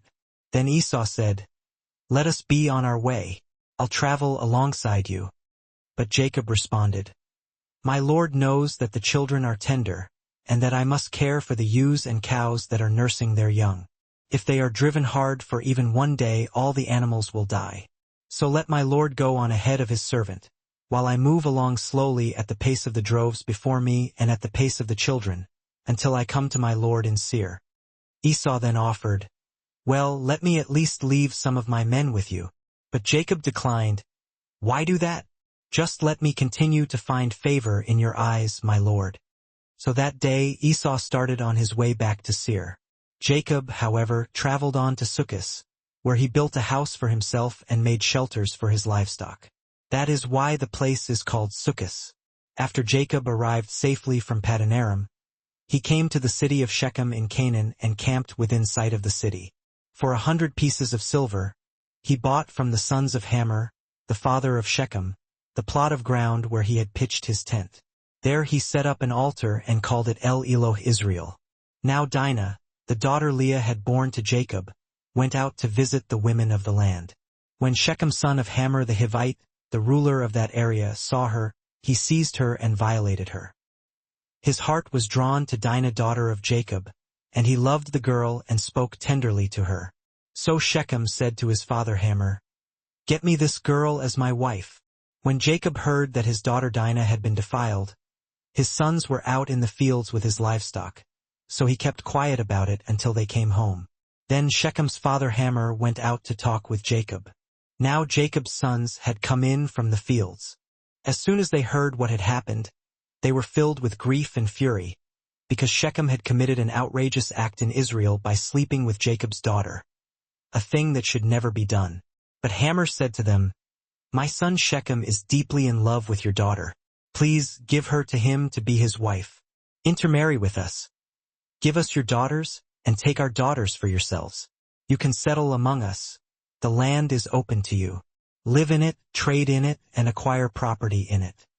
Then Shechem said to Dinah's father and brothers, "Let me find favor in your eyes, and I will give you whatever you ask. Name your price for the bride and the gift I am to bring as high as you like, and I'll pay whatever you ask me. Just give me the girl to be my wife." Because their sister Dinah had been defiled, Jacob's sons replied deceitfully as they spoke to Shechem and his father Hamor. They said to them, "We can't do such a thing. We can't give our sister to a man who is not circumcised. That would be a disgrace to us. We will give our consent to you only on this one condition, that you become like us by circumcising all your males. Then we will give you our daughters and take your daughters for ourselves. We'll settle among you and become one people with you. But if you will not agree to be circumcised, we'll take our sister and leave." Their proposal seemed good to Hamor and his son Shechem. The young man, who was the most honored of all his father's household, wasted no time in doing what they said, because he was delighted with Jacob's daughter. So Hamor and his son Shechem went to the gate of their city to speak to their fellow townsmen. They said, "These men are friendly toward us. Let them live in our land and trade in it. The land has plenty of room for them. We can marry their daughters and they can marry ours. But the men will consent to live with us as one people only on the condition that our males be circumcised, as they themselves are. Won't their livestock, their property, and all their other animals become ours? So let us give our consent to them, and they will settle among us."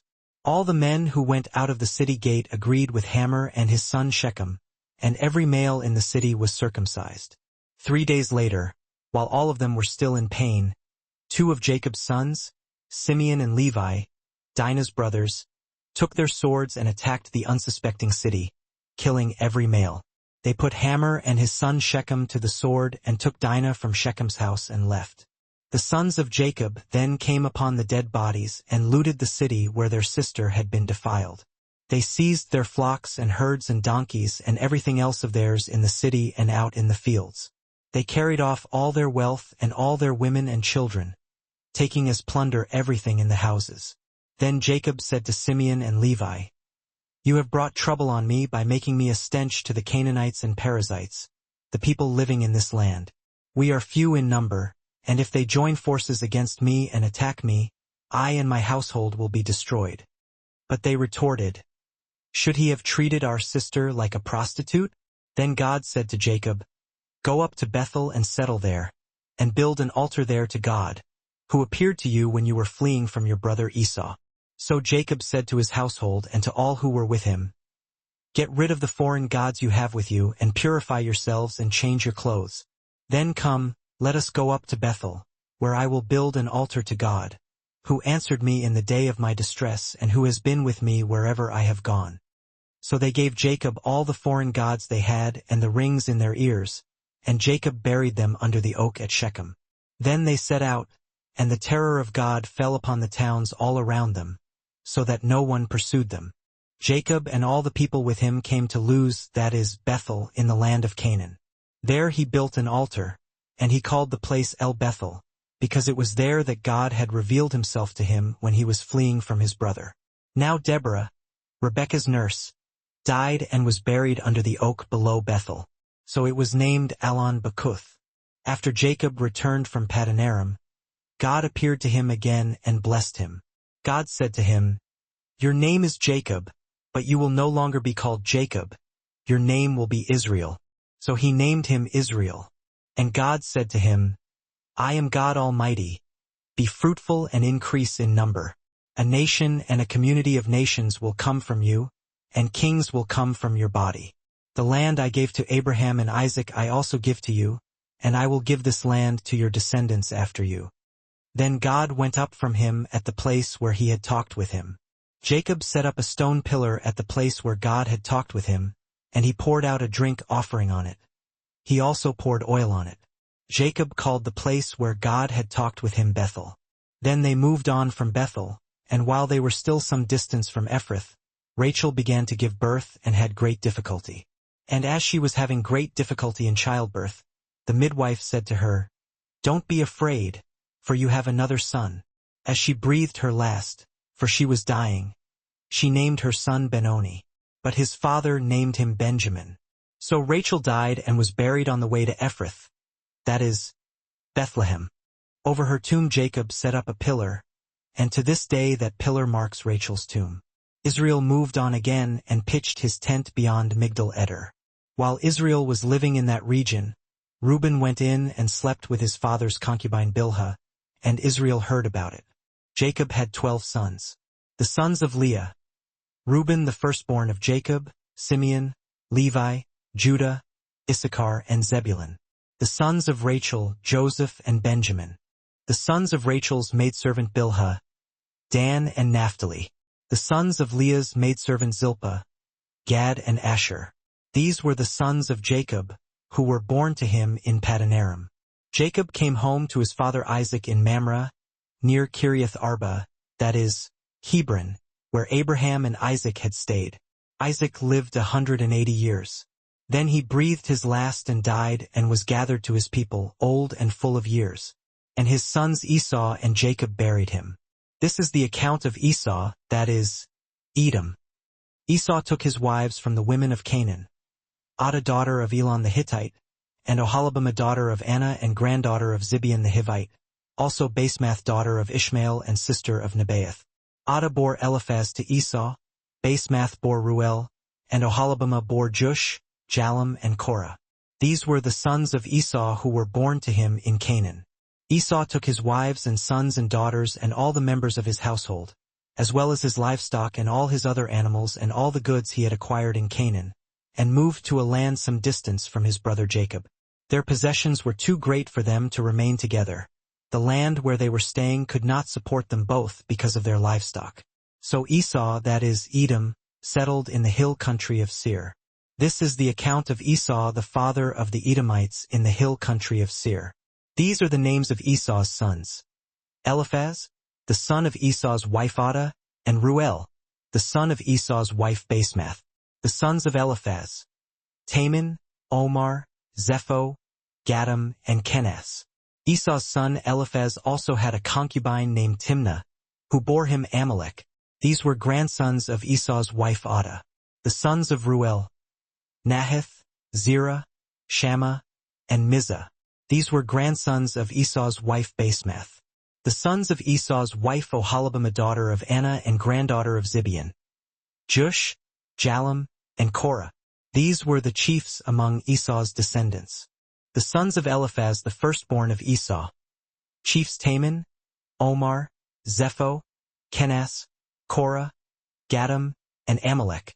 These were the chiefs descended from Eliphaz in Edom. They were grandsons of Adah. The sons of Esau's son Ruel: chiefs Nahath, Zerah, Shammah, and Mizah. These were the chiefs descended from Ruel in Edom. They were grandsons of Esau's wife Basemath. The sons of Esau's wife Oholibamah: chiefs Jush, Jalem, and Korah. These were the chiefs descended from Esau's wife Oholibamah daughter of Anna. These were the sons of Esau, that is, Edom, and these were their chiefs.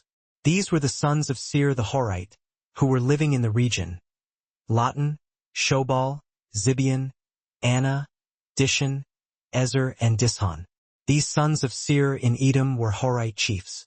The sons of Lotan were Hori and Hemam. Lotan's sister was Timnah. Hori and Heman. Timnah was Lan's sister. The sons of Shul: Alvin, Manath, El, Shipho, and Onam. The sons of Zibeon: Aya and Anna. This is the Anna who discovered the hot springs in the desert while he was grazing the donkeys of his father, Zibeon. The children of Anna: Dishon and Oholibamah, daughter of Anna. The sons of Dishon: Hemdan, Eshban, Ithran, and Karen. The sons of Ezer: Bilhan, Zavan, and Akan. The sons of Dishon: Uzi and Aaron. These were the Horite chiefs: Lotan, Shul, Zibeon, Anna, Dishon, Ezer, and Dishon. These were the Horite chiefs, according to their divisions in the land of Seir. These were the kings who reigned in Edom before any Israelite king reigned. Bela son of Beer became king of Edom. His city was named Dinhabah. When Bela died, Jobab son of Zerah from Basra succeeded him as king. When Jobab died, Husham from the land of the Temanites succeeded him as king. When Husham died, Hadad son of Bedad, who defeated Midian in the country of Moab, succeeded him as king. His city was named Avith. When Hadad died, Samlah from Masrekah succeeded him as king. When Samlah died, Shaul from Rehoboth on the river succeeded him as king. When Shaul died, Baalhanan son of Achbir succeeded him as king. When Baalhanan son of Achbir died, Hadad succeeded him as king. His city was named Pau, and his wife's name was Mehetabel, daughter of Matred, the daughter of Mizahab. These were the chiefs descended from Esau by name according to their clans and regions: Timnah, Alva, Jetheth, Oholibamah, Elah, Pinion, Kenaz, Taman, Mibzar, Magdiel, and Iram. These were the chiefs of Edom, according to their settlements in the land they occupied. This was Esau, the father of the Edomites. Jacob lived in the land where his father had stayed, the land of Canaan. This is the account of Jacob. Joseph, a young man of 17, was tending the flocks with his brothers, the sons of Bilhah and the sons of Zilpah, his father's wives, and he brought their father a bad report about them. Now Israel loved Joseph more than any of his other sons, because he had been born to him in his old age, and he made a richly ornamented robe for him. When his brothers saw that their father loved him more than any of them, they hated him and could not speak a kind word to him. Joseph had a dream, and when he told it to his brothers, they hated him all the more. He said to them, "Listen to this dream I had. We were binding sheaves of grain out in the field, when suddenly my sheaf rose and stood upright, while your sheaves gathered around mine and bowed down to it." His brothers said to him, "Do you intend to reign over us? Will you actually rule us?" And they hated him all the more because of his dream and what he had said. Then he had another dream, and he told it to his brothers. "Listen, I had another dream, and this time the sun and moon and 11 stars were bowing down to me." When he told his father as well as his brothers, his father rebuked him and said, "What is this dream you had? Will your mother and I and your brothers actually come and bow down to the ground before you?" His brothers were jealous of him, but his father kept the matter in mind. Now his brothers had gone to graze their father's flocks near Shechem, and Israel said to Joseph, "As you know, your brothers are grazing the flocks near Shechem. Come, I am going to send you to them." "Very well," Joseph replied. Israel said to him, "Go and see if all is well with your brothers and with the flocks, and bring word back to me." Then he sent him off from the valley of Hebron. When Joseph arrived at Shechem, a man found him wandering around in the fields and asked him, "What are you looking for?" "I'm looking for my brothers," he replied. "Can you tell me where they are grazing their flocks?" "They have moved on from here," the man answered. "I heard them say, 'Let's go to Dothan.'" So Joseph went after his brothers and found them near Dothan. But they saw him in the distance, and before he reached them, they plotted to kill him. "Here comes that dreamer," they said to each other. "Come now, let's kill him and throw him into one of these cisterns and say that a ferocious animal devoured him. Then we'll see what comes of his dreams." When Reuben heard this, he tried to rescue him from their hands. "Let's not take his life," he said. "Don't shed any blood. Throw him into the cistern here in the desert, but don't lay a hand on him." Reuben said this to rescue him from them and take him back to his father. So when Joseph came to his brothers, they stripped him of his robe, the richly ornamented robe he was wearing, and they took him and threw him into the cistern. Now the cistern was empty. There was no water in it. As they sat down to eat their meal, they looked up and saw a caravan of Ishmaelites coming from Gilead. Their camels were loaded with spices, balm, and myrrh, and they were on their way to take them down to Egypt. Judah said to his brothers, "What will we gain if we kill our brother and cover up his blood? Come, let's sell him to the Ishmaelites and not lay our hands on him. After all, he is our brother, our own flesh and blood." His brothers agreed. So when the Midianite merchants came by, his brothers pulled Joseph up out of the cistern and sold him for 20 shekels of silver to the Ishmaelites, who took him to Egypt. When Reuben returned to the cistern and saw that Joseph was not there, he tore his clothes. He went back to his brothers and said, "The boy isn't there. Where can I turn now?" Then they got Joseph's robe, slaughtered a goat, and dipped the robe in the blood. They took the richly ornamented robe back to their father and said, "We found this. Examine it to see whether it is your son's robe." He recognized it and said, "It is my son's robe. Some ferocious animal has devoured him. Joseph has surely been torn to pieces." Then Jacob tore his clothes, put on sackcloth, and mourned for his son many days. All his sons and daughters came to comfort him, but he refused to be comforted.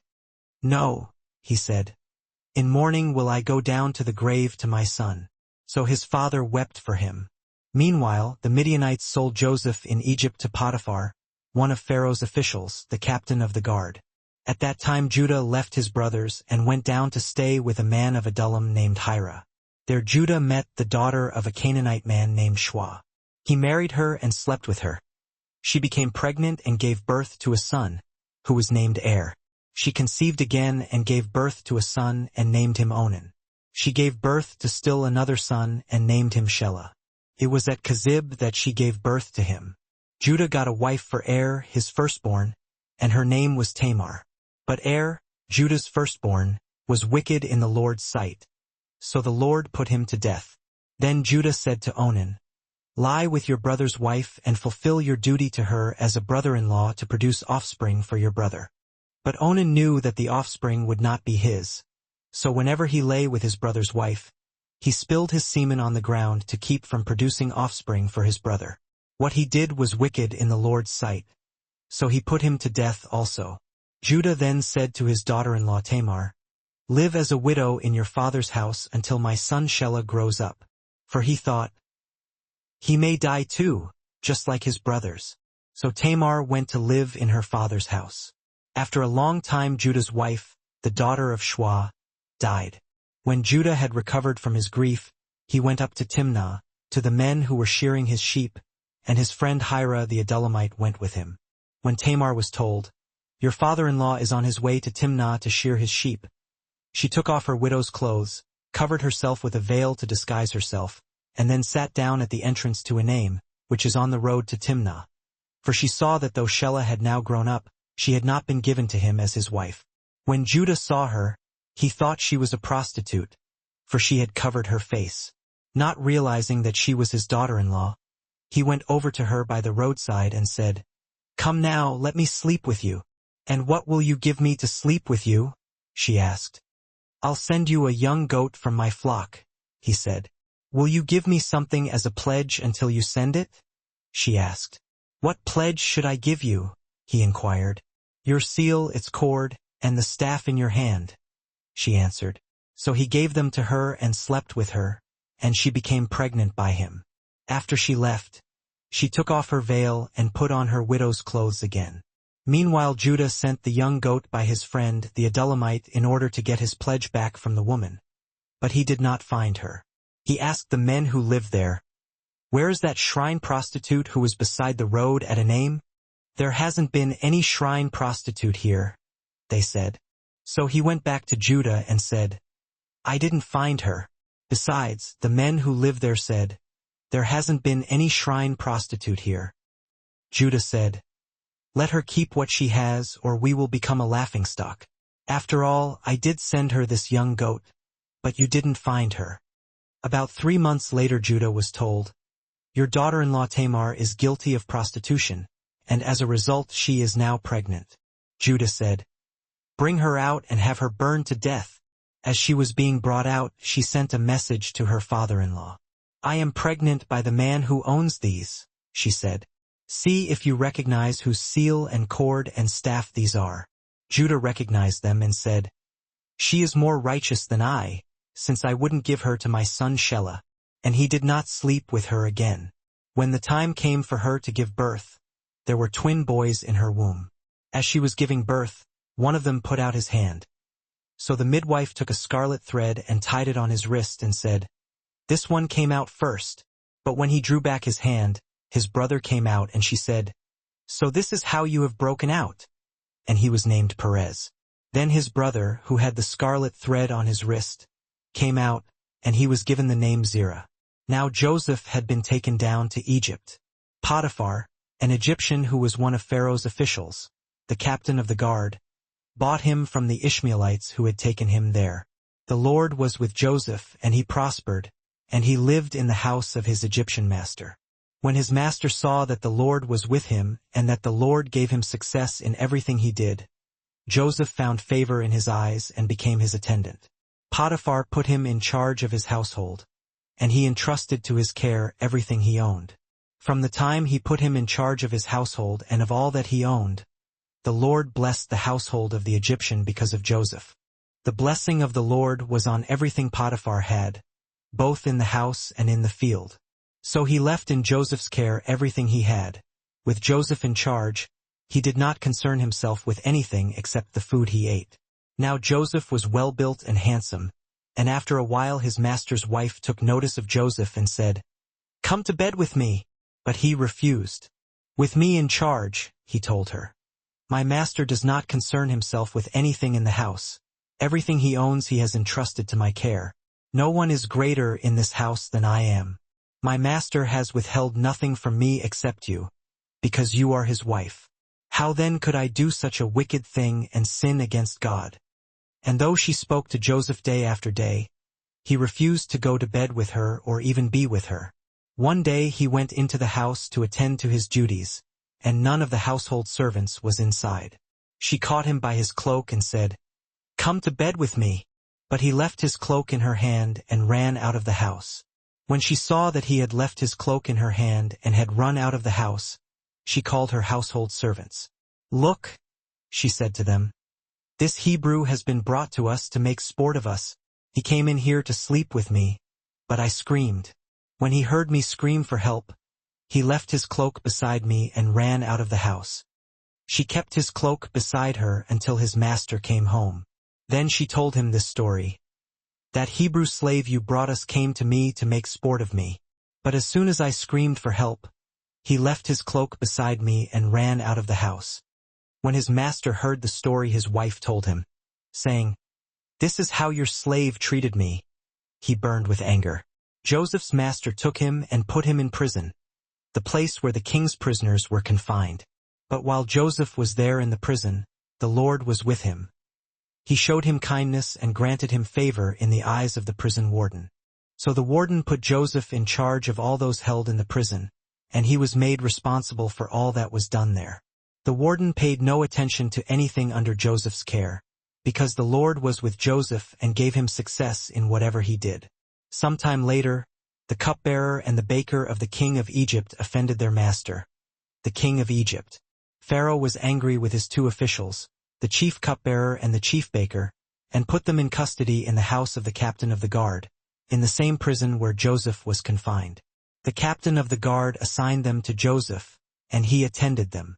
After they had been in custody for some time, each of the two men, the cupbearer and the baker of the king of Egypt, who were being held in prison, had a dream the same night, and each dream had a meaning of its own. When Joseph came to them the next morning, he saw that they were dejected. So he asked Pharaoh's officials who were in custody with him in his master's house, "Why are your faces so sad today?" "We both had dreams," they answered, "but there is no one to interpret them." "Do not interpretations belong to God?" Joseph asked. "Tell me your dreams." So the chief cupbearer told Joseph his dream. "In my dream I saw a vine in front of me, and on the vine were 3 branches. As soon as it budded, it blossomed, and its clusters ripened into grapes. Pharaoh's cup was in my hand, and I took the grapes, squeezed them into Pharaoh's cup, and put the cup in his hand." "This is what it means," Joseph said to him. "The 3 branches are 3 days. Within 3 days Pharaoh will lift up your head and restore you to your position, and you will put Pharaoh's cup in his hand just as you used to do when you were his cupbearer. But when all goes well with you, remember me and show me kindness. Mention me to Pharaoh and get me out of this prison. For I was forcibly carried off from the land of the Hebrews, and even here I have done nothing to deserve being put in a dungeon." When the chief baker saw that Joseph had given a favorable interpretation, he said to Joseph, "I too had a dream. On my head were 3 baskets of bread. In the top basket were all kinds of baked goods for Pharaoh, but the birds were eating them out of the basket on my head. This is what it means, Joseph said. The 3 baskets are 3 days. Within 3 days Pharaoh will lift off your head and hang you on a tree, and the birds will eat away your flesh. Now the 3rd day was Pharaoh's birthday, and he gave a feast for all his officials. He lifted up the heads of the chief cupbearer and the chief baker in the presence of his officials. He restored the chief cupbearer to his position, so that he once again put the cup into Pharaoh's hand, but he hanged the chief baker, just as Joseph had said to them in his interpretation. The chief cupbearer, however, did not remember Joseph. He forgot him. When 2 full years had passed, Pharaoh had a dream. He was standing by the Nile, when out of the river there came up 7 cows, sleek and fat, and they grazed among the reeds. After them 7 other cows, ugly and gaunt, came up out of the Nile and stood beside those on the riverbank. And the cows that were ugly and gaunt ate up the 7 sleek, fat cows. Then Pharaoh woke up. He fell asleep again and had a second dream. 7 heads of grain, healthy and good, were growing on a single stalk. After them, 7 other heads of grain sprouted, thin and scorched by the east wind. The thin heads of grain swallowed up the 7 healthy, full heads. Then Pharaoh woke up. It had been a dream. In the morning his mind was troubled. So he sent for all the magicians and wise men of Egypt. Pharaoh told them his dreams, but no one could interpret them for him. Then the chief cupbearer said to Pharaoh, "Today I am reminded of my shortcomings. Pharaoh was once angry with his servants, and he imprisoned me and the chief baker in the house of the captain of the guard. Each of us had a dream the same night, and each dream had a meaning of its own. Now a young Hebrew was there with us, a servant of the captain of the guard. We told him our dreams, and he interpreted them for us, giving each man the interpretation of his dream. And things turned out exactly as he interpreted them to us. I was restored to my position, and the other man was hanged." So Pharaoh sent for Joseph, and he was quickly brought from the dungeon. When he had shaved and changed his clothes, he came before Pharaoh. Pharaoh said to Joseph, "I had a dream, and no one can interpret it. But I have heard it said of you that when you hear a dream you can interpret it." "I cannot do it," Joseph replied to Pharaoh. "But God will give Pharaoh the answer he desires." So Pharaoh said, "In my dream I was standing on the bank of the Nile, when out of the river there came up 7 cows, fat and sleek, and they grazed among the reeds. After them 7 other cows came up, scrawny and very ugly and lean. I had never seen such ugly cows in all the land of Egypt. The lean, ugly cows ate up the 7 fat cows that came up first. But even after they ate them, no one could tell that they had done so. They looked just as ugly as before. Then I woke up. In my dreams I also saw 7 heads of grain, full and good, growing on a single stalk. After them, 7 other heads sprouted, withered and thin and scorched by the east wind. The thin heads of grain swallowed up the 7 good heads. I told this to the magicians, but none could explain it to me." Then Joseph said to Pharaoh, "The dreams of Pharaoh are one and the same. God has revealed to Pharaoh what he is about to do. The 7 good cows are 7 years, and the 7 good heads of grain are 7 years. It is one and the same dream. The 7 lean, ugly cows that came up afterward are 7 years, and so are the 7 worthless heads of grain scorched by the east wind. They are 7 years of famine. It is just as I said to Pharaoh. God has shown Pharaoh what he is about to do.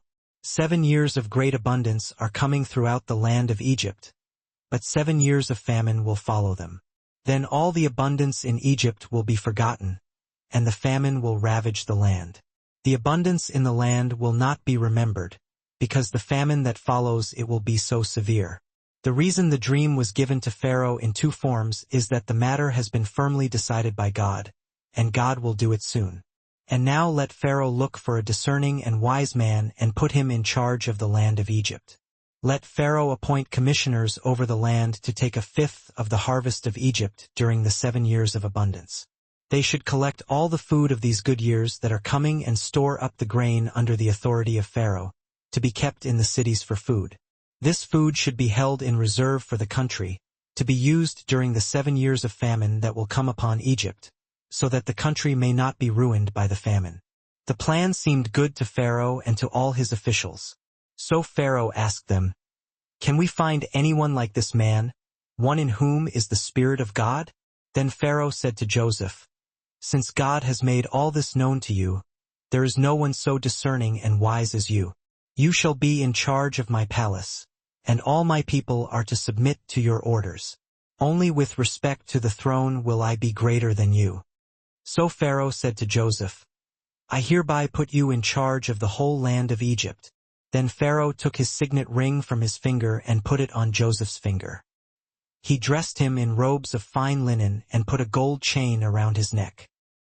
He had him ride in a chariot as his second in command, and men shouted before him, "Make way!" Thus he put him in charge of the whole land of Egypt. Then Pharaoh said to Joseph, "I am Pharaoh, but without your word no one will lift hand or foot in all Egypt." Pharaoh gave Joseph the name Zaphanath-Paneah and gave him Asenath, daughter of Potipharah, priest of On, to be his wife. Hori and Heman were figures of note. Specifically, Timnah was sister to Lon. Listed as sons of Shul were Alvin, Manath, El, Shipho, and Onam. And the sons of Zibeon were Aya and Anna. This particular Anna holds a place in history, as he's credited with discovering the hot springs while he was pasturing his father Zibeon's donkeys out in the desert. Anna's children are recorded as Dishon and Oholibamah, who was his daughter.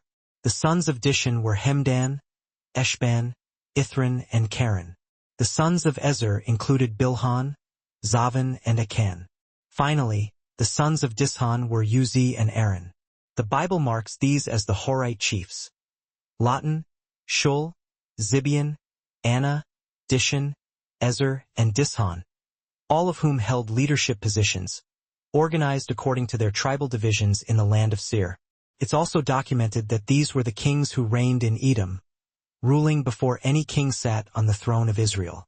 Bela, son of Beer, was the first king of Edom mentioned, and his city went by the name of Dinhabah. Upon Bela's death, Jobab, the son of Zerah from Basra, took over as king. After Jobab's reign, Husham from the land of the Temanites became the next king. Husham's successor was Hadad, son of Bedad, who had achieved military fame by defeating Midian in the region of Moab. His capital city was Avith.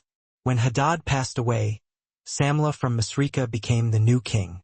Samlah's reign ended with Shaul from Rehoboth on the river succeeding him. The throne then passed to Balhanan, son of Akbir.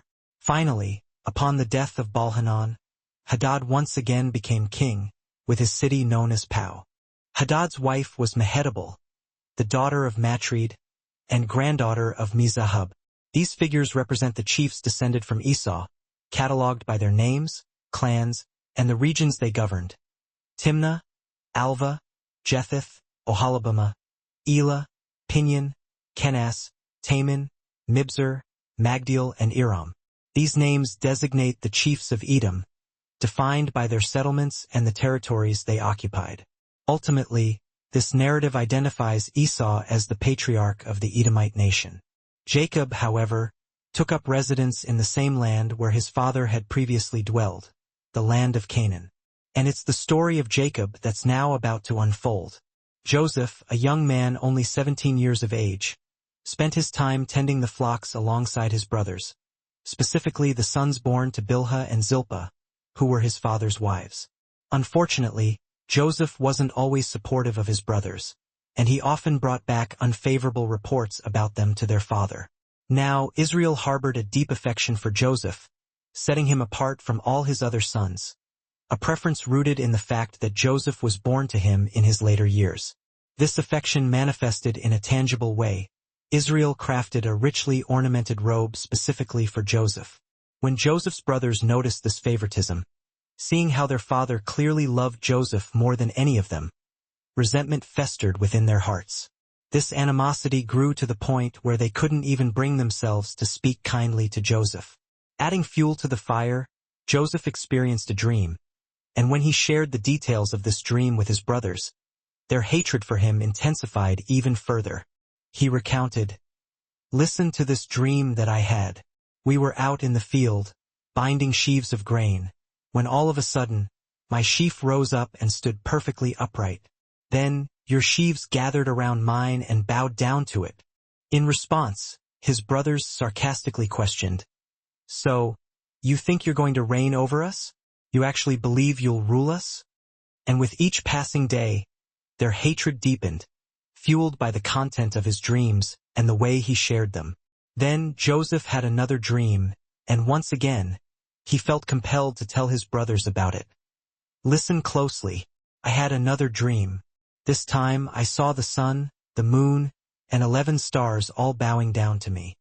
When Joseph shared this dream with his father, alongside his brothers, his father rebuked him, questioning, "What kind of dream is this? Do you actually believe that your mother, your brothers, and I are going to come and bow down before you?" While his brothers simmered with jealousy, his father quietly pondered the significance of these dreams, keeping them in his thoughts. The narrative takes a turn as Joseph's brothers travel to Shechem to graze their father's flocks. Israel, concerned for their well-being, called for Joseph and gave him a task. "Your brothers are out near Shechem, grazing the flocks," he explained. "I need you to go to them." Joseph, obedient as always, responded, "I'm ready." So Israel instructed him further, "Go and check on your brothers and the flocks, and then come back and tell me how everything is." And just like that, he sent Joseph on his way, dispatching him from the valley of Hebron. After making his way to Shechem, a man noticed Joseph wandering aimlessly through the fields. Approaching him, the man asked, "What are you looking for out here?" Joseph explained that he was searching for his brothers and asked if the man knew where they were grazing their flocks. The man replied that they had moved on, recalling that he heard them say they were heading towards Dothan. Determined to fulfill his father's request, Joseph continued his search, eventually finding his brothers near Dothan. However, before Joseph could even reach them, his brothers spotted him from a distance, and a sinister plot began to brew in their minds. "Look who's coming," they sneered. "It's that dreamer." They conspired among themselves. "Come on, let's kill him. We'll throw his body into one of those cisterns and tell our father that a wild animal devoured him. Then we'll see what becomes of his precious dreams." But Reuben, overhearing their wicked plan, intervened, attempting to rescue Joseph from their grasp. "Let's not kill him," he pleaded. "We don't need to shed any blood. Throw him into that empty cistern out there in the desert, but don't lay a hand on him." Reuben's true intention was to save Joseph from their clutches and eventually return him to their father. When Joseph finally reached his brothers, they wasted no time in stripping him of his special robe, the richly ornamented one that their father had gifted him. Then, without hesitation, they seized him and threw him into the cistern. The cistern, however, was empty, devoid of any water. After their cruel act, they casually sat down to eat a meal. As they were eating, they noticed a caravan of Ishmaelites approaching from Gilead. The Ishmaelites' camels were heavily loaded with spices, balm, and myrrh, and it was clear that they were on their way to Egypt to sell their wares. Judah, seeing an opportunity, spoke up, questioning his brothers. "What good will it do us if we kill our brother and try to cover up his blood? We should sell him to these Ishmaelites. That way we won't be directly responsible for his death, but still he'll be gone. After all, Joseph is our brother and has our blood." His brothers, swayed by Judah's words, agreed to the scheme. When the Midianite merchants passed by, Joseph's brothers pulled him out of the cistern and sold him to the Ishmaelites for 20 shekels of silver. The Ishmaelites, in turn, took Joseph with them to Egypt. Later, when Reuben returned to the cistern, he was horrified to discover that Joseph was missing. Overwhelmed with grief and despair, he tore his clothes and cried out to his brothers, "The boy is gone! What am I going to do now?" The brothers, however, carried on with their deceitful plan. They took Joseph's robe, slaughtered a goat, and dipped the robe into the goat's blood, giving the impression that Joseph had been killed by an animal. They then presented the blood-soaked robe to their father, claiming, "We found this. Take a look and tell us if it belongs to your son." Jacob immediately recognized the robe and cried out, "It's my son's robe! A wild animal must have attacked him." Joseph has definitely been torn to pieces. Consumed by grief, Jacob tore his clothes, put on sackcloth, and mourned for his son for many days. All of his sons and daughters tried to comfort him, but he refused to be consoled. "No," he declared, "I will continue to mourn until I join my son in the grave." So, Jacob continued to weep for Joseph, unable to find any solace. Meanwhile, in Egypt, the Midianites sold Joseph to Potiphar, an Egyptian official who held the position of captain of the guard and worked for Pharaoh. Around that same time, Judah decided to leave his brothers and venture down to stay with a man from Adullam named Hira. While residing there, Judah met the daughter of a Canaanite man called Shua. He took her as his wife, and they engaged in marital relations, resulting in her becoming pregnant and giving birth to a son, whom they named Er. Later, she conceived again and gave birth to another son, whom they named Onan. She then bore yet another son and named him Shelah. Kezib was the place where she gave birth to Shelah. In time, Judah arranged a marriage for his firstborn son, Er, choosing a woman named Tamar to be his wife. However, Er, Judah's firstborn, was wicked in the eyes of the Lord, and as a consequence, the Lord brought about his death. Following Er's demise, Judah instructed his second son, Onan, to fulfill his familial duty by lying with his brother's wife, Tamar, and producing offspring in his brother's name. But Onan, knowing that any offspring born through this union would not be considered his own, deliberately thwarted the process of procreation by spilling his semen on the ground whenever he lay with Tamar. This act was deemed wicked in the Lord's sight, and as a result, the Lord brought about Onan's death as well. In response to these tragic events, Judah advised his daughter-in-law, Tamar, to remain a widow in her father's house until his youngest son, Shelah, grew to maturity. Judah feared that Shelah might also meet an untimely death, just like his brothers. So, Tamar obediently returned to her father's house and resided there. After a considerable period, Judah's wife, the daughter of Shua, passed away. Once Judah had recovered from his period of mourning, he made plans to travel to Timnah, where his sheep were being sheared. His friend Hira, the Adullamite, accompanied him on this journey. When Tamar received word that her father-in-law was on his way to Timnah for the sheep-shearing event, she took decisive action. She removed her widow's garments and veiled herself, disguising her appearance. She then positioned herself at the entrance to Enaim, which was situated along the road leading to Timnah. Tamar's actions were driven by her awareness that Shelah had reached adulthood, yet she had not been given to him as his wife. As Judah approached and saw her veiled figure, he mistook her for a prostitute, as her face was covered. Unaware that she was his own daughter-in-law, he approached her by the roadside and proposed, "Come now, let me sleep with you." Tamar, sensing an opportunity, inquired, "What will you give me if I do sleep with you?" Judah responded, "I'll send you a young goat from my flock." Tamar pressed further, asking, "What will you give me as a pledge until you send the goat?" Judah asked, "What should be my pledge?" She answered, "Your seal and its cord, and the staff in your hand will be fine." Judah agreed to these terms, handing over his seal, cord, and staff to Tamar. He then slept with her, and she became pregnant as a result of their encounter. After their encounter, Tamar departed, removing her veil and resuming her widow's attire. Meanwhile, Judah dispatched his friend, the Adullamite, to deliver the young goat and retrieve his pledge from the woman. However, the Adullamite was unable to locate her.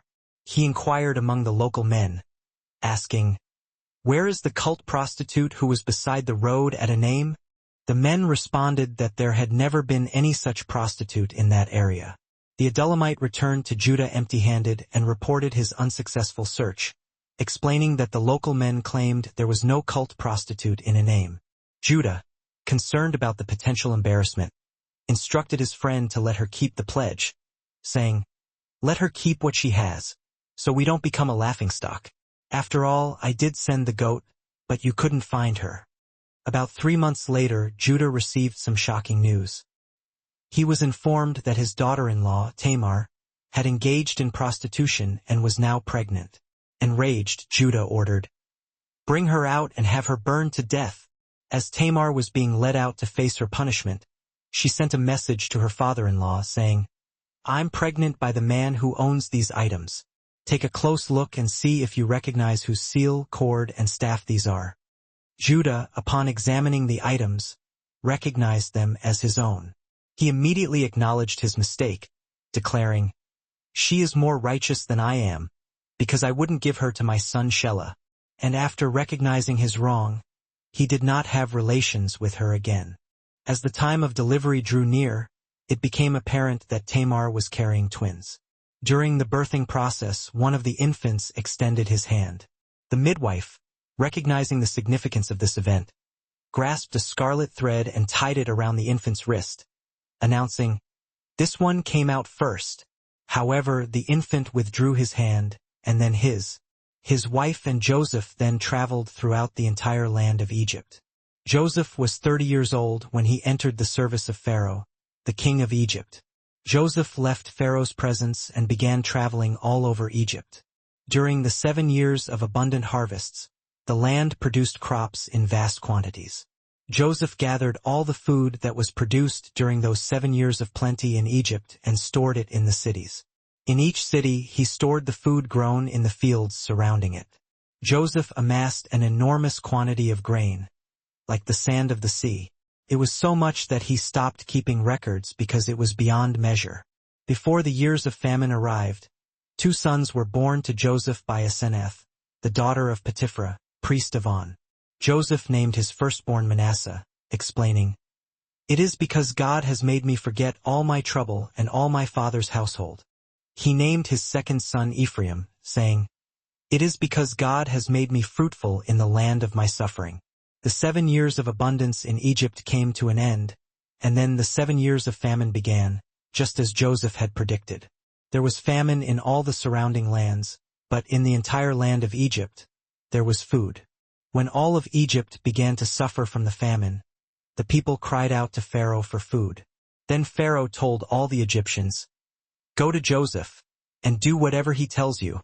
When the famine had spread over the entire country, Joseph opened the storehouses and sold grain to the Egyptians, for the famine was severe throughout Egypt. People from all countries came to Egypt to buy grain from Joseph because the famine was severe in all the world. When Jacob learned that there was grain in Egypt, he said to his sons, "Why are you just staring at each other? I have heard that there is grain in Egypt. Go down there and buy some for us so that we may live and not die."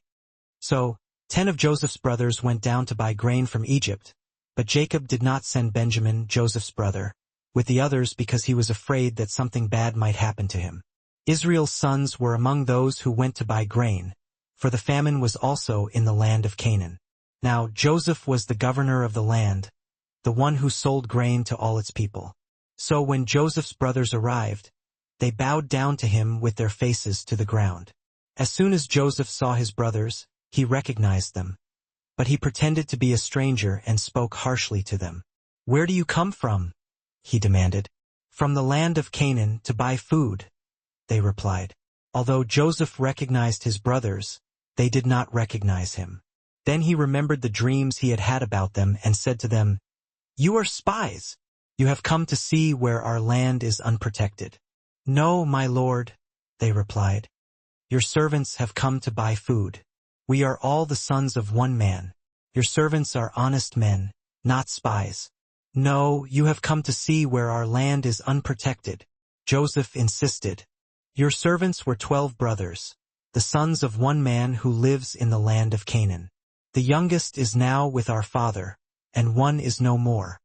"It is just as I told you," Joseph said. "You were spies, and this is how you will be tested. As surely as Pharaoh lives, you will not leave this place unless your youngest brother comes here. Send one of your number to get your brother.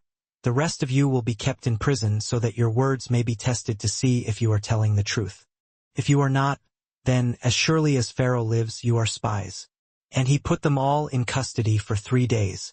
On the 3rd day, Joseph said to them, "Do this and you will live, for I fear God. If you are honest men, let one of your brothers stay here in prison while the rest of you go and take grain back for your starving households. But you must bring your youngest brother to me, so that your words may be verified and that you may not die." This they proceeded to do. They said to one another, "Surely we are being punished because of our brother. We saw how distressed he was when he pleaded with us for his life, but we would not listen. That's why this distress has come upon us." Reuben replied, "Didn't I tell you not to sin against the boy? But you wouldn't listen. Now we must give an accounting for his blood." They did not realize that Joseph could understand them since he was using an interpreter. He turned away from them and began to weep, but then turned back and spoke to them again. He had Simeon taken from them and bound before their eyes. Joseph gave orders to fill their bags with grain, to put each man's silver back in his sack, and to give them provisions for their journey. After this was done for them, they loaded their grain on their donkeys and left. At the place where they stopped for the night, one of them opened his sack to get feed for his donkey, and he saw his silver in the mouth of his sack. "My silver has been returned," he exclaimed. "Here it is in my sack." Their hearts sank, and they turned to each other trembling and said, "What is this that God has done to us?" When they came to their father Jacob in the land of Canaan, they told him all that had happened to them. "The man who is lord over the land spoke harshly to us and treated us as though we were spying on the land," they said. "But we said to him, 'We are honest men, we are not spies. We were 12 brothers, sons of one father. One is no more, and the youngest is now with our father in Canaan.' Then the man who is lord over the land said to us, 'This is how I will know whether you are honest men. Leave one of your brothers here with me, and take food for your starving households and go. But bring your youngest brother to me, so I will know that you are not spies but honest men. Then I will give your brother back to you, and you can trade in the land.' As they were emptying their sacks, there in each man's sack was his pouch of silver. When they and their father saw the money pouches, they were frightened. Their father Jacob said to them, 'You have deprived me of my children. Joseph is no more and Simeon is no more, and now you want to take Benjamin. Everything is against me.' Then Reuben said to his father, 'You may put both of my sons to death if I do not bring him back to you. Entrust him to my care, and I will bring him back.' But Jacob said, 'My son will not go down there with you. His brother is dead, and he is the only one left. If harm comes to him on the journey you are taking, you will bring my gray head down to the grave in sorrow.' Now the famine was still severe in the land. So when they had eaten all the grain they had brought from Egypt, their father said to them, 'Go back and buy us a little more food.' But Judah said to him, 'The man warned us solemnly, "You will not see my face again unless your brother is with you. If you will send our brother along with us, we will go down and buy food for you. But if you will not send him, we will not go down, because the man said to us, "You will not see my face again unless your brother is with you."'" Israel asked, "Why did you bring this trouble on me by telling the man you had another brother?" They replied, "The man questioned us closely about ourselves and our family. 'Is your father still living?' He asked us, 'Do you have another brother?' We simply answered his questions. How were we to know he would say, 'Bring your brother down here'?" Then Judah said to Israel, his father, "Send the boy along with me, and we will go at once so that we and you and our children may live and not die. I myself will guarantee his safety. You can hold me personally responsible for him. If I do not bring him back to you and set him here before you, I will bear the blame before you all my life. As it is, if we had not delayed, we could have gone and returned twice." Then their father Israel said to them, "If it must be, then do this. Put some of the best products of the land in your bags and take them down to the man as a gift. A little balm and a little honey, some spices and myrrh, some pistachio nuts and almonds. Take double the amount of silver with you, for you must return the silver that was put back into the mouths of your sacks. Perhaps it was a mistake. Take your brother also, and go back to the man at once. And may God Almighty grant you mercy before the man, so that he will let your other brother and Benjamin come back with you. As for me, if I am bereaved, I am bereaved." So the men took the gifts, double the amount of silver, and Benjamin also. They hurried down to Egypt and presented themselves to Joseph. When Joseph saw Benjamin with them, he said to the steward of his house, "Take these men to my house, slaughter an animal and prepare dinner. They are to eat with me at noon." The steward did as Joseph told him and took the men to Joseph's house. Now the men were frightened when they were taken to his house. "We were brought here because of the silver that was put back into our sacks the first time," they thought. "He wants to attack us and overpower us and seize us as slaves and take our donkeys." So they went up to Joseph's steward and spoke to him at the entrance to the house. "Please, sir," they said, "we came down here the first time to buy food, but at the place where we stopped for the night we opened our sacks, and each of us found his silver, the exact weight, in the mouth of his sack. So we have brought it back with us. We have also brought additional silver with us to buy food. We don't know who put our silver in our sacks." "It's all right," the steward replied. "Don't be afraid. Your God, the God of your father, has given you treasure in your sacks. I received your silver." Then he brought Simeon out to them. The steward took the men into Joseph's house, gave them water to wash their feet, and provided fodder for their donkeys. They prepared their gifts for Joseph's arrival at noon because they had heard that they were to eat there. When Joseph came home, they presented to him the gifts they had brought into the house, and they bowed down before him to the ground. He asked them how they were and then said, "How is your aged father you told me about? Is he still living?" "Your servant our father is still alive and well," they replied, and they bowed low to pay him honor. As he looked about and saw his brother Benjamin, his own mother's son, he asked, "Is this your youngest brother, the one you told me about?" Then he said, "God be gracious to you, my son." Deeply moved at the sight of his brother, Joseph hurried out and looked for a place to weep. He went into his private room and wept there. After he had washed his face, he came out and, controlling himself, said, "Serve the food." They served him by himself, the brothers by themselves, and the Egyptians who ate with him by themselves, because Egyptians could not eat with Hebrews, for that is detestable to Egyptians. The men had been seated before him in the order of their ages, from the firstborn to the youngest, and they looked at each other in astonishment. When portions were served to them from Joseph's table, Benjamin's portion was 5 times as much as anyone else's. So they feasted and drank freely with him. Now Joseph gave these instructions to the steward of his house.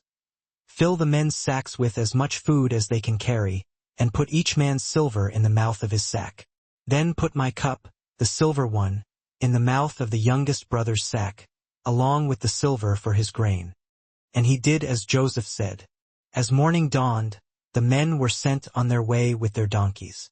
They had not gone far from the city when Joseph said to his steward, "Go after those men at once, and when you catch up with them, say to them, 'Why have you repaid good with evil?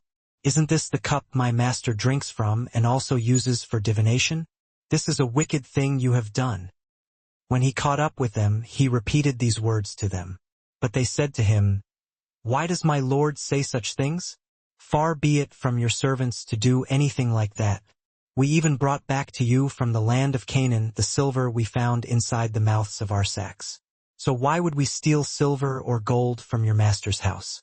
If any of your servants is found to have it, he will die, and the rest of us will become my lord's slaves." "Very well then," the steward said. "Let it be as you say. Whoever is found to have it will become my slave. The rest of you will be free from blame." Each of them quickly lowered his sack to the ground and opened it. Then the steward proceeded to search, beginning with the oldest and ending with the youngest, and the cup was found in Benjamin's sack. At this they tore their clothes. Then they all loaded their donkeys and returned to the city. Joseph was still in the house when Judah and his brothers came in, and they threw themselves to the ground before him. "What is this you have done?" Joseph demanded. "Don't you know that a man like me can find things out by divination?" Judah replied, "What can we say to my lord? What can we say? How can we prove our innocence? God has uncovered your servant's guilt. We are now my lord's slaves, we ourselves and the one who was found to have the cup." But Joseph said, "Far be it from me to do such a thing. Only the man who is found to have the cup will become my slave. The rest of you go back to your father in peace." Then Judah went up to him and said, "Please, my lord, let your servant speak a word to my lord. Do not be angry with your servant, though you are equal to Pharaoh himself." My lord asked his servants, "Do you have a father or a brother?" And we answered, "We have an aged father, and there is a young son born to him in his old age. His brother is dead, and he is the only one of his mother's sons left, and his father loves him. Then you said to your servants, 'Bring him down to me so I can see him for myself.' And we said to my lord, 'The boy cannot leave his father. If he leaves him, his father will die.' But you told your servants, 'Unless your youngest brother comes down with you, you will not see my face again.' When we went back to your servant my father, we told him what my lord had said. Then our father said, 'Go back and buy a little more food.' But we said, 'We cannot go down. Only if our youngest brother is with us will we go. We cannot see the man's face unless our youngest brother is with us.' Your servant my father said to us, 'You know that my wife bore me 2 sons. One of them went away from me, and I said, "He has surely been torn to pieces." And I have not seen him since. If you take this one from me too, and harm comes to him, you will bring my gray head down to the grave in misery. So now, if the boy is not with us when I go back to your servant my father, and if my father, whose life is closely bound up with the boy's life, sees that the boy isn't there, he will die. Your servants will bring the gray head of our father down to the grave in sorrow." Your servant guaranteed the boy's safety to my father. I said, "If I do not bring him back to you, I will bear the blame before you my father all my life. Now then, please let your servant remain here as my lord's slave in place of the boy, and let the boy return with his brothers. How can I go back to my father if the boy is not with me? No, do not let me see the misery that would come upon my father." Then Joseph could no longer control himself before all his attendants, and he cried out, "Have everyone leave my presence." So there was no one with Joseph when he made himself known to his brothers. And he wept so loudly that the Egyptians heard him, and Pharaoh's household heard about it. Joseph said to his brothers, "I am Joseph. Is my father still living?" But his brothers were not able to answer him because they were terrified at his presence. Then Joseph said to his brothers, "Come close to me." When they had done so, he said, "I am your brother Joseph, the one you sold into Egypt. And now, do not be distressed and do not be angry with yourselves for selling me here, because it was to save lives that God sent me ahead of you. For 2 years now there has been famine in the land, and for the next 5 years there will not be plowing and reaping. But God sent me ahead of you to preserve for you a remnant on earth and to save your lives by a great deliverance. So then it was not you who sent me here, but God. He made me father to Pharaoh, lord of his entire household, and ruler of all Egypt. Now hurry back to my father and say to him, 'This is what your son Joseph says. God has made me lord of all Egypt. Come down to me, don't delay. You shall live in the region of Goshen and be near me. You, your children and grandchildren, your flocks and herds, and all you have. I will provide for you there because 5 years of famine are still to come.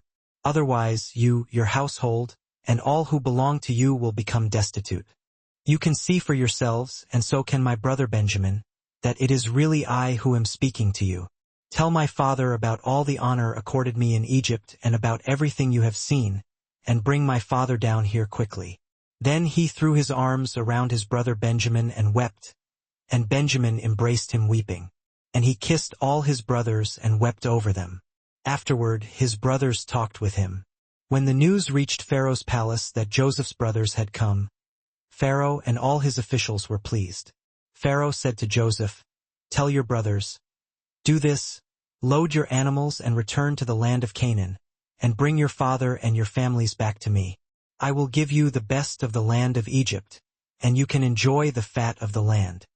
You are also directed to tell them, 'Do this, take some carts from Egypt for your children and your wives and get your father and come. Never mind about your belongings because the best of all Egypt will be yours.' So the sons of Israel did this. Joseph gave them carts as Pharaoh had commanded, and he also gave them provisions for their journey.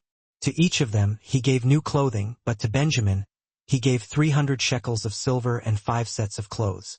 And this is what he sent to his father: 10 donkeys loaded with the best things of Egypt, and 10 female donkeys loaded with grain and bread and other provisions for his journey. Then he sent his brothers away, And as they were leaving, he said to them, "Don't quarrel on the way."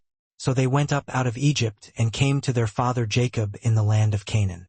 They told him, "Joseph is still alive. In fact, he is ruler of all Egypt." Jacob was stunned. He did not believe them.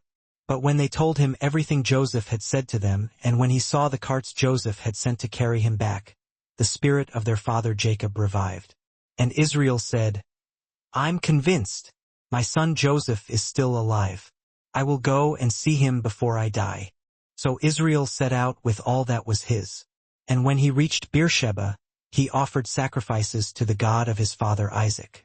And God spoke to Israel in a vision at night and said, "Jacob, Jacob." "Here I am," he replied. "I am God, the God of your father," God said. "Do not be afraid to go down to Egypt, for I will make you into a great nation there. I will go down to Egypt with you, and I will surely bring you back again, and Joseph's own hand will close your eyes." Then Jacob left Beersheba, and Israel's sons took their father Jacob, their children, and their wives in the carts that Pharaoh had sent to transport him.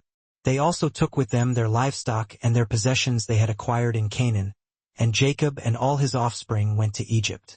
He took with him to Egypt his sons and grandsons and his daughters and granddaughters, all his offspring.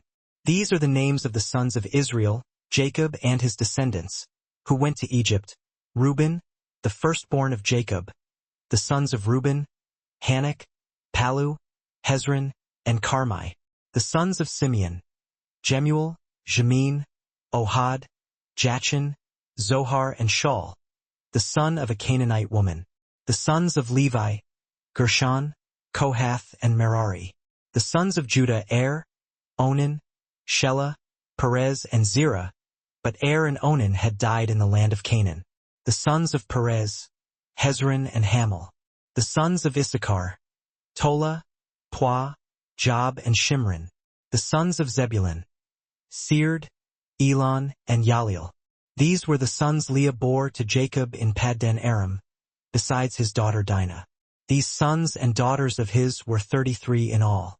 The sons of Gad, Zephon, Haggi, Shuni, Esben, Eri, Arodi, and Areli. The sons of Asher, Imnah, Ishva, Ishvi, and Beriah. Their sister was Sarah. The sons of Beriah, Heber and Malchiel. These were the children born to Jacob by Zilpah, whom Laban had given to his daughter Leah. All the sons of Jacob's wife Rachel, Joseph and Benjamin, were born in Egypt. Manasseh and Ephraim were born to Joseph by Asenath, daughter of Potiphera, priest of On. The sons of Benjamin were Bela, Becher, Ashel, Gera, Naaman, Ahi, Rosh, Muppim, Huppim, and Ard. These were the sons of Rachel who were born to Jacob. In all, the son of Dan was Hushim. The sons of Naphtali were Jaziel, Guni, Jezer, and Shillem. These were the sons born to Jacob by Bilhah, whom Laban had given to his daughter Rachel, 7 in all. All those who went to Egypt with Jacob, those who were his direct descendants, not counting his sons' wives, numbered 66 persons. With the 2 sons who had been born to Joseph in Egypt, the members of Jacob's family who went to Egypt were 70 in all. Now Jacob sent Judah ahead of him to Joseph to get directions to Goshen. When they arrived in the region of Goshen, Joseph had his chariot made ready and went to Goshen to meet his father Israel. As soon as Joseph appeared before him, he threw his arms around his father and wept for a long time. Israel said to Joseph, "Now I am ready to die, since I have seen for myself that you are still alive." Then Joseph said to his brothers and to his father's household, "I will go up and speak to Pharaoh and will say to him, 'My brothers and my father's household, who were living in the land of Canaan, have come to me. The men are shepherds. They tend livestock, and they have brought along their flocks and herds and everything they own.' When Pharaoh calls you in and asks, 'What is your occupation?' you should answer, 'Your servants have tended livestock from our boyhood on, just as our fathers did.' Then you will be allowed to settle in the region of Goshen, for all shepherds are detestable to the Egyptians." Joseph went and told Pharaoh, "My father and brothers, with their flocks and herds and everything they own, have come from the land of Canaan and are now in Goshen." He chose 5 of his brothers and presented them before Pharaoh. Pharaoh asked the brothers, "What is your occupation?" "Your servants are shepherds, just as our fathers were," they replied to Pharaoh. "We have come to live here a while because the famine is severe in Canaan, and your servants' flocks have no pasture. So now, please let your servants settle in Goshen." Pharaoh said to Joseph, "Your father and your brothers have come to you, and the land of Egypt is before you. Settle your father and your brothers in the best part of the land. Let them live in Goshen. And if you know any among them with special ability, put them in charge of my own livestock." Then Joseph brought his father Jacob in and presented him before Pharaoh. After Jacob blessed Pharaoh, Pharaoh asked him, "How old are you?" "The years of my pilgrimage are 130, Jacob replied. "My years have been few and difficult, and they do not equal the years of the pilgrimage of my fathers." Then Jacob blessed Pharaoh and went out from his presence. So Joseph settled his father and his brothers in Egypt and gave them property in the best part of the land, the district of Ramesses, as Pharaoh directed. Joseph also provided his father and his brothers and all his father's household with food, according to the number of their children. There was no food, however, in the whole region because the famine was severe. Both Egypt and Canaan wasted away because of the famine. Joseph collected all the money that was to be found in Egypt and Canaan in payment for the grain they were buying, and he brought it to Pharaoh's palace. When the money of the people of Egypt and Canaan was gone, all Egypt came to Joseph and said, "Give us food. Why should we die before your eyes? Our money is used up." "Then bring your livestock," Joseph said. "I will sell you food in exchange for your livestock since your money is gone." So they brought their livestock to Joseph, and he gave them food in exchange for their horses, their sheep and goats, their cattle and donkeys. And he brought them through that year with food in exchange for all their livestock. When that year was over, they came to him the following year and said, "We cannot hide from our Lord the fact that since our money is gone and our livestock belongs to you, there is nothing left for our Lord except our bodies and our land. Why should we perish before your eyes, we and our land as well? Buy us and our land in exchange for food, and we with our land will be in bondage to Pharaoh. Give us seed so that we may live and not die, and that the land may not become desolate." So Joseph bought all the land in Egypt for Pharaoh. The Egyptians, one and all, sold their fields because the famine was too severe for them. The land became Pharaoh's, and Joseph reduced the people to servitude from one end of Egypt to the other. However, he did not buy the land of the priests, because they received a regular allotment from Pharaoh and had food enough from the allotment Pharaoh gave them. That is why they did not sell their land. Joseph said to the people, "Now that I have bought you and your land today for Pharaoh, here is seed for you so you can plant the ground. But when the crop comes in, give 1/5 of it to Pharaoh. The other 4/5 you may keep as seed for the fields and as food for yourselves, in your households and for your children." "You have saved our lives," they said. "May we find favor in the eyes of our Lord. We will be in bondage to Pharaoh." So Joseph established it as a law concerning land in Egypt, still in force today, that 1/5 of the produce belongs to Pharaoh. It was only the land of the priests that did not become Pharaoh's. Now the Israelites settled in Egypt in the region of Goshen. They acquired property there and were fruitful and increased greatly in number. Jacob lived in Egypt 17 years, and the years of his life were 147. When the time drew near for Israel to die, he called for his son Joseph and said to him, "If I have found favor in your eyes, put your hand under my thigh and promise that you will show me kindness and faithfulness. Do not bury me in Egypt, but when I rest with my fathers, carry me out of Egypt and bury me where they are buried." "I will do as you say," he said. "Swear to me." Then Joseph swore to him, and Israel worshipped as he leaned on the top of his staff. Sometime later Joseph was told, "Your father is ill." So he took his 2 sons Manasseh and Ephraim along with him. When Jacob was told, "Your son Joseph has come to you," Israel rallied his strength and sat up on the bed. Jacob said to Joseph, "God Almighty appeared to me at Luz in the land of Canaan, and there he blessed me and said to me, 'I am going to make you fruitful and will increase your numbers. I will make you a community of peoples, and I will give this land as an everlasting possession to your descendants after you.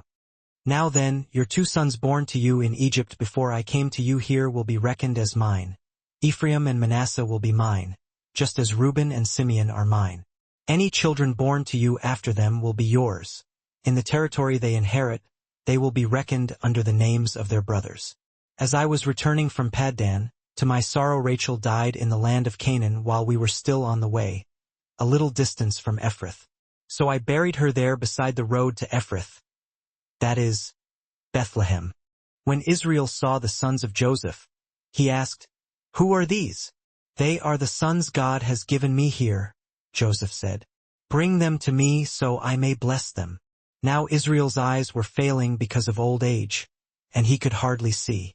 So Joseph brought his sons close to him, and his father kissed them and embraced them. Israel said to Joseph, "I never expected to see your face again, and now God has allowed me to see your children too." Then Joseph removed them from Israel's knees and bowed down with his face to the ground. Joseph took both of them, Ephraim on his right toward Israel's left hand, and Manasseh on his left toward Israel's right hand, and brought them close to him. But Israel reached out his right hand and put it on Ephraim's head, though he was the younger, and crossing his arms, he put his left hand on Manasseh's head, even though Manasseh was the firstborn.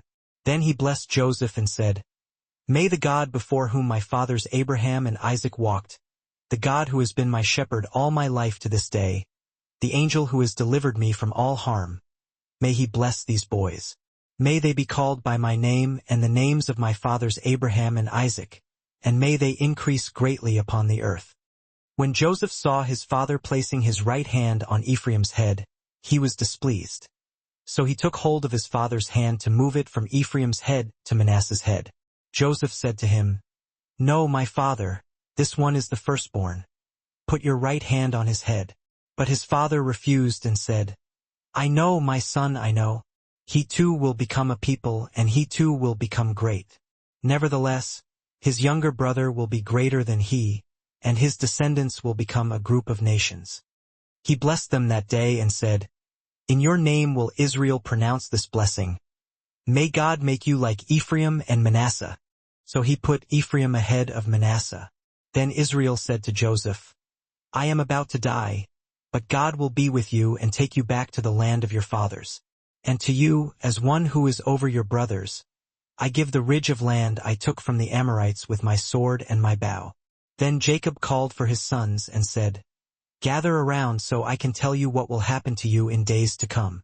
Assemble and listen, sons of Jacob. Listen to your father Israel. Reuben, you are my firstborn, my might, the first sign of my strength, excelling in honor, excelling in power. Turbulent as the waters, you will no longer excel. For you went up onto your father's bed, onto my couch, and defiled it. Simeon and Levi are brothers. Their swords are weapons of violence. Let me not enter their council. Let me not join their assembly. For they have killed men in their anger and hamstrung oxen as they pleased. Cursed be their anger, so fierce, and their fury, so cruel. I will scatter them in Jacob and disperse them in Israel. Judah, your brothers will praise you. Your hand will be on the neck of your enemies. Your father's sons will bow down to you. You are a lion's cub, O Judah. You return from the prey, my son. Like a lion he crouches and lies down like a lioness. Who dares to rouse him? The scepter will not depart from Judah, nor the ruler's staff from between his feet, until he comes to whom it belongs, and the obedience of the nations is his. He will tether his donkey to a vine, his colt to the choicest branch. He will wash his garments in wine, his robes in the blood of grapes. His eyes will be darker than wine, his teeth whiter than milk. Zebulun will live by the seashore and become a haven for ships. His border will extend toward Sidon. Issachar is a raw-boned donkey lying down between two saddlebags. When he sees how good is his resting place and how pleasant is his land, he will bend his shoulder to the burden and submit to forced labor. Dan will provide justice for his people as one of the tribes of Israel. Dan will be a serpent by the roadside, a viper along the path, that bites the horse's heels so that its rider tumbles backward. I look for your deliverance, O Lord. Gad will be attacked by a band of raiders, but he will attack them at their heels. Asher's food will be rich. He will provide delicacies fit for a king. Naphtali is a doe set free that bears beautiful fawns. Joseph is a fruitful vine near a spring, whose branches climb over a wall. With bitterness archers attacked him. They shot at him with hostility. But his bow remained steady, his strong arm stayed limber, because of the hand of the mighty one of Jacob, because of the shepherd, the rock of Israel, because of your father's God, who helps you, because of the Almighty, who blesses you with blessings of the heavens above, blessings of the deep that lies below, blessings of the breast and womb. Your father's blessings are greater than the blessings of the ancient mountains, than the bounty of the age-old hills. Let all these rest on the head of Joseph, on the brow of the prince among his brothers. Benjamin is a ravenous wolf. In the morning he devours the prey. In the evening he divides the plunder. All these are the 12 tribes of Israel, and this is what their father said to them when he blessed them, giving each the blessing appropriate to him. Then he gave them these instructions. I am about to be gathered to my people. Bury me with my fathers in the cave in the field of Ephron the Hittite, the cave in the field of Machpelah near Mamre in Canaan, which Abraham bought as a burial place from Ephron the Hittite, along with the field there. Abraham and his wife Sarah were buried there, Isaac and his wife Rebekah were buried there, and there I buried Leah. The field and the cave in it were bought from the Hittites. When Jacob had finished giving instructions to his sons, he drew his feet up into the bed, breathed his last, and was gathered to his people. Joseph threw himself upon his father and wept over him and kissed him. Then Joseph directed the physicians in his service to embalm his father Israel. So the physicians embalmed him, taking a full 40 days, for that was the time required for embalming. And the Egyptians mourned for him 70 days.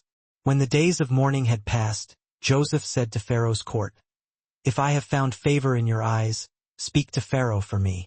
Tell him, My father made me swear an oath and said, I am about to die.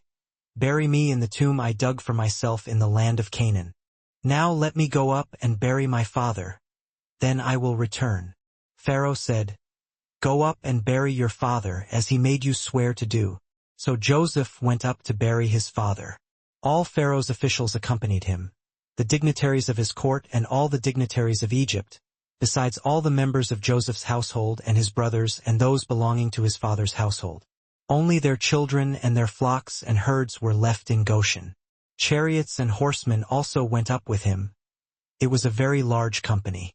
When they reached the threshing floor of Atad, near the Jordan, they lamented loudly and bitterly, and there Joseph observed a 7-day period of mourning for his father. When the Canaanites who lived there saw the mourning at the threshing floor of Atad, they said, The Egyptians are holding a solemn ceremony of mourning. That is why that place near the Jordan is called Abel Mizraim. So Jacob's sons did as he had commanded them. They carried him to the land of Canaan and buried him in the cave in the field of Machpelah near Mamre, which Abraham had bought as a burial place from Ephron the Hittite, along with the field. After burying his father, Joseph returned to Egypt, together with his brothers and all the others who had gone with him to bury his father. When Joseph's brothers saw that their father was dead, they said, What if Joseph holds a grudge against us and pays us back for all the wrongs we did to him? So they sent word to Joseph, saying, Your father left these instructions before he died. This is what you are to say to Joseph. I ask you to forgive your brothers the sins and the wrongs they committed in treating you so badly. Now please forgive the sins of the servants of the God of your father. When their message came to him, Joseph wept. His brothers then came and threw themselves down before him. We are your slaves, they said. But Joseph said to them, Don't be afraid. Am I in the place of God? You intended to harm me, but God intended it for good to accomplish what is now being done, the saving of many lives. So then, don't be afraid. I will provide for you and your children. And he reassured them and spoke kindly to them. Joseph stayed in Egypt, along with all his father's family. He lived 110 years and saw the 3rd generation of Ephraim's children. Also the children of Machir son of Manasseh were placed at birth on Joseph's knees. Then Joseph said to his brothers, I am about to die, but God will surely come to your aid and take you up out of this land to the land he promised on oath to Abraham, Isaac and Jacob. And Joseph made the sons of Israel swear an oath and said, God will surely come to your aid, and then you must carry my bones up from this place. So Joseph died at the age of 110. And after they embalmed him, he was placed in a coffin in Egypt.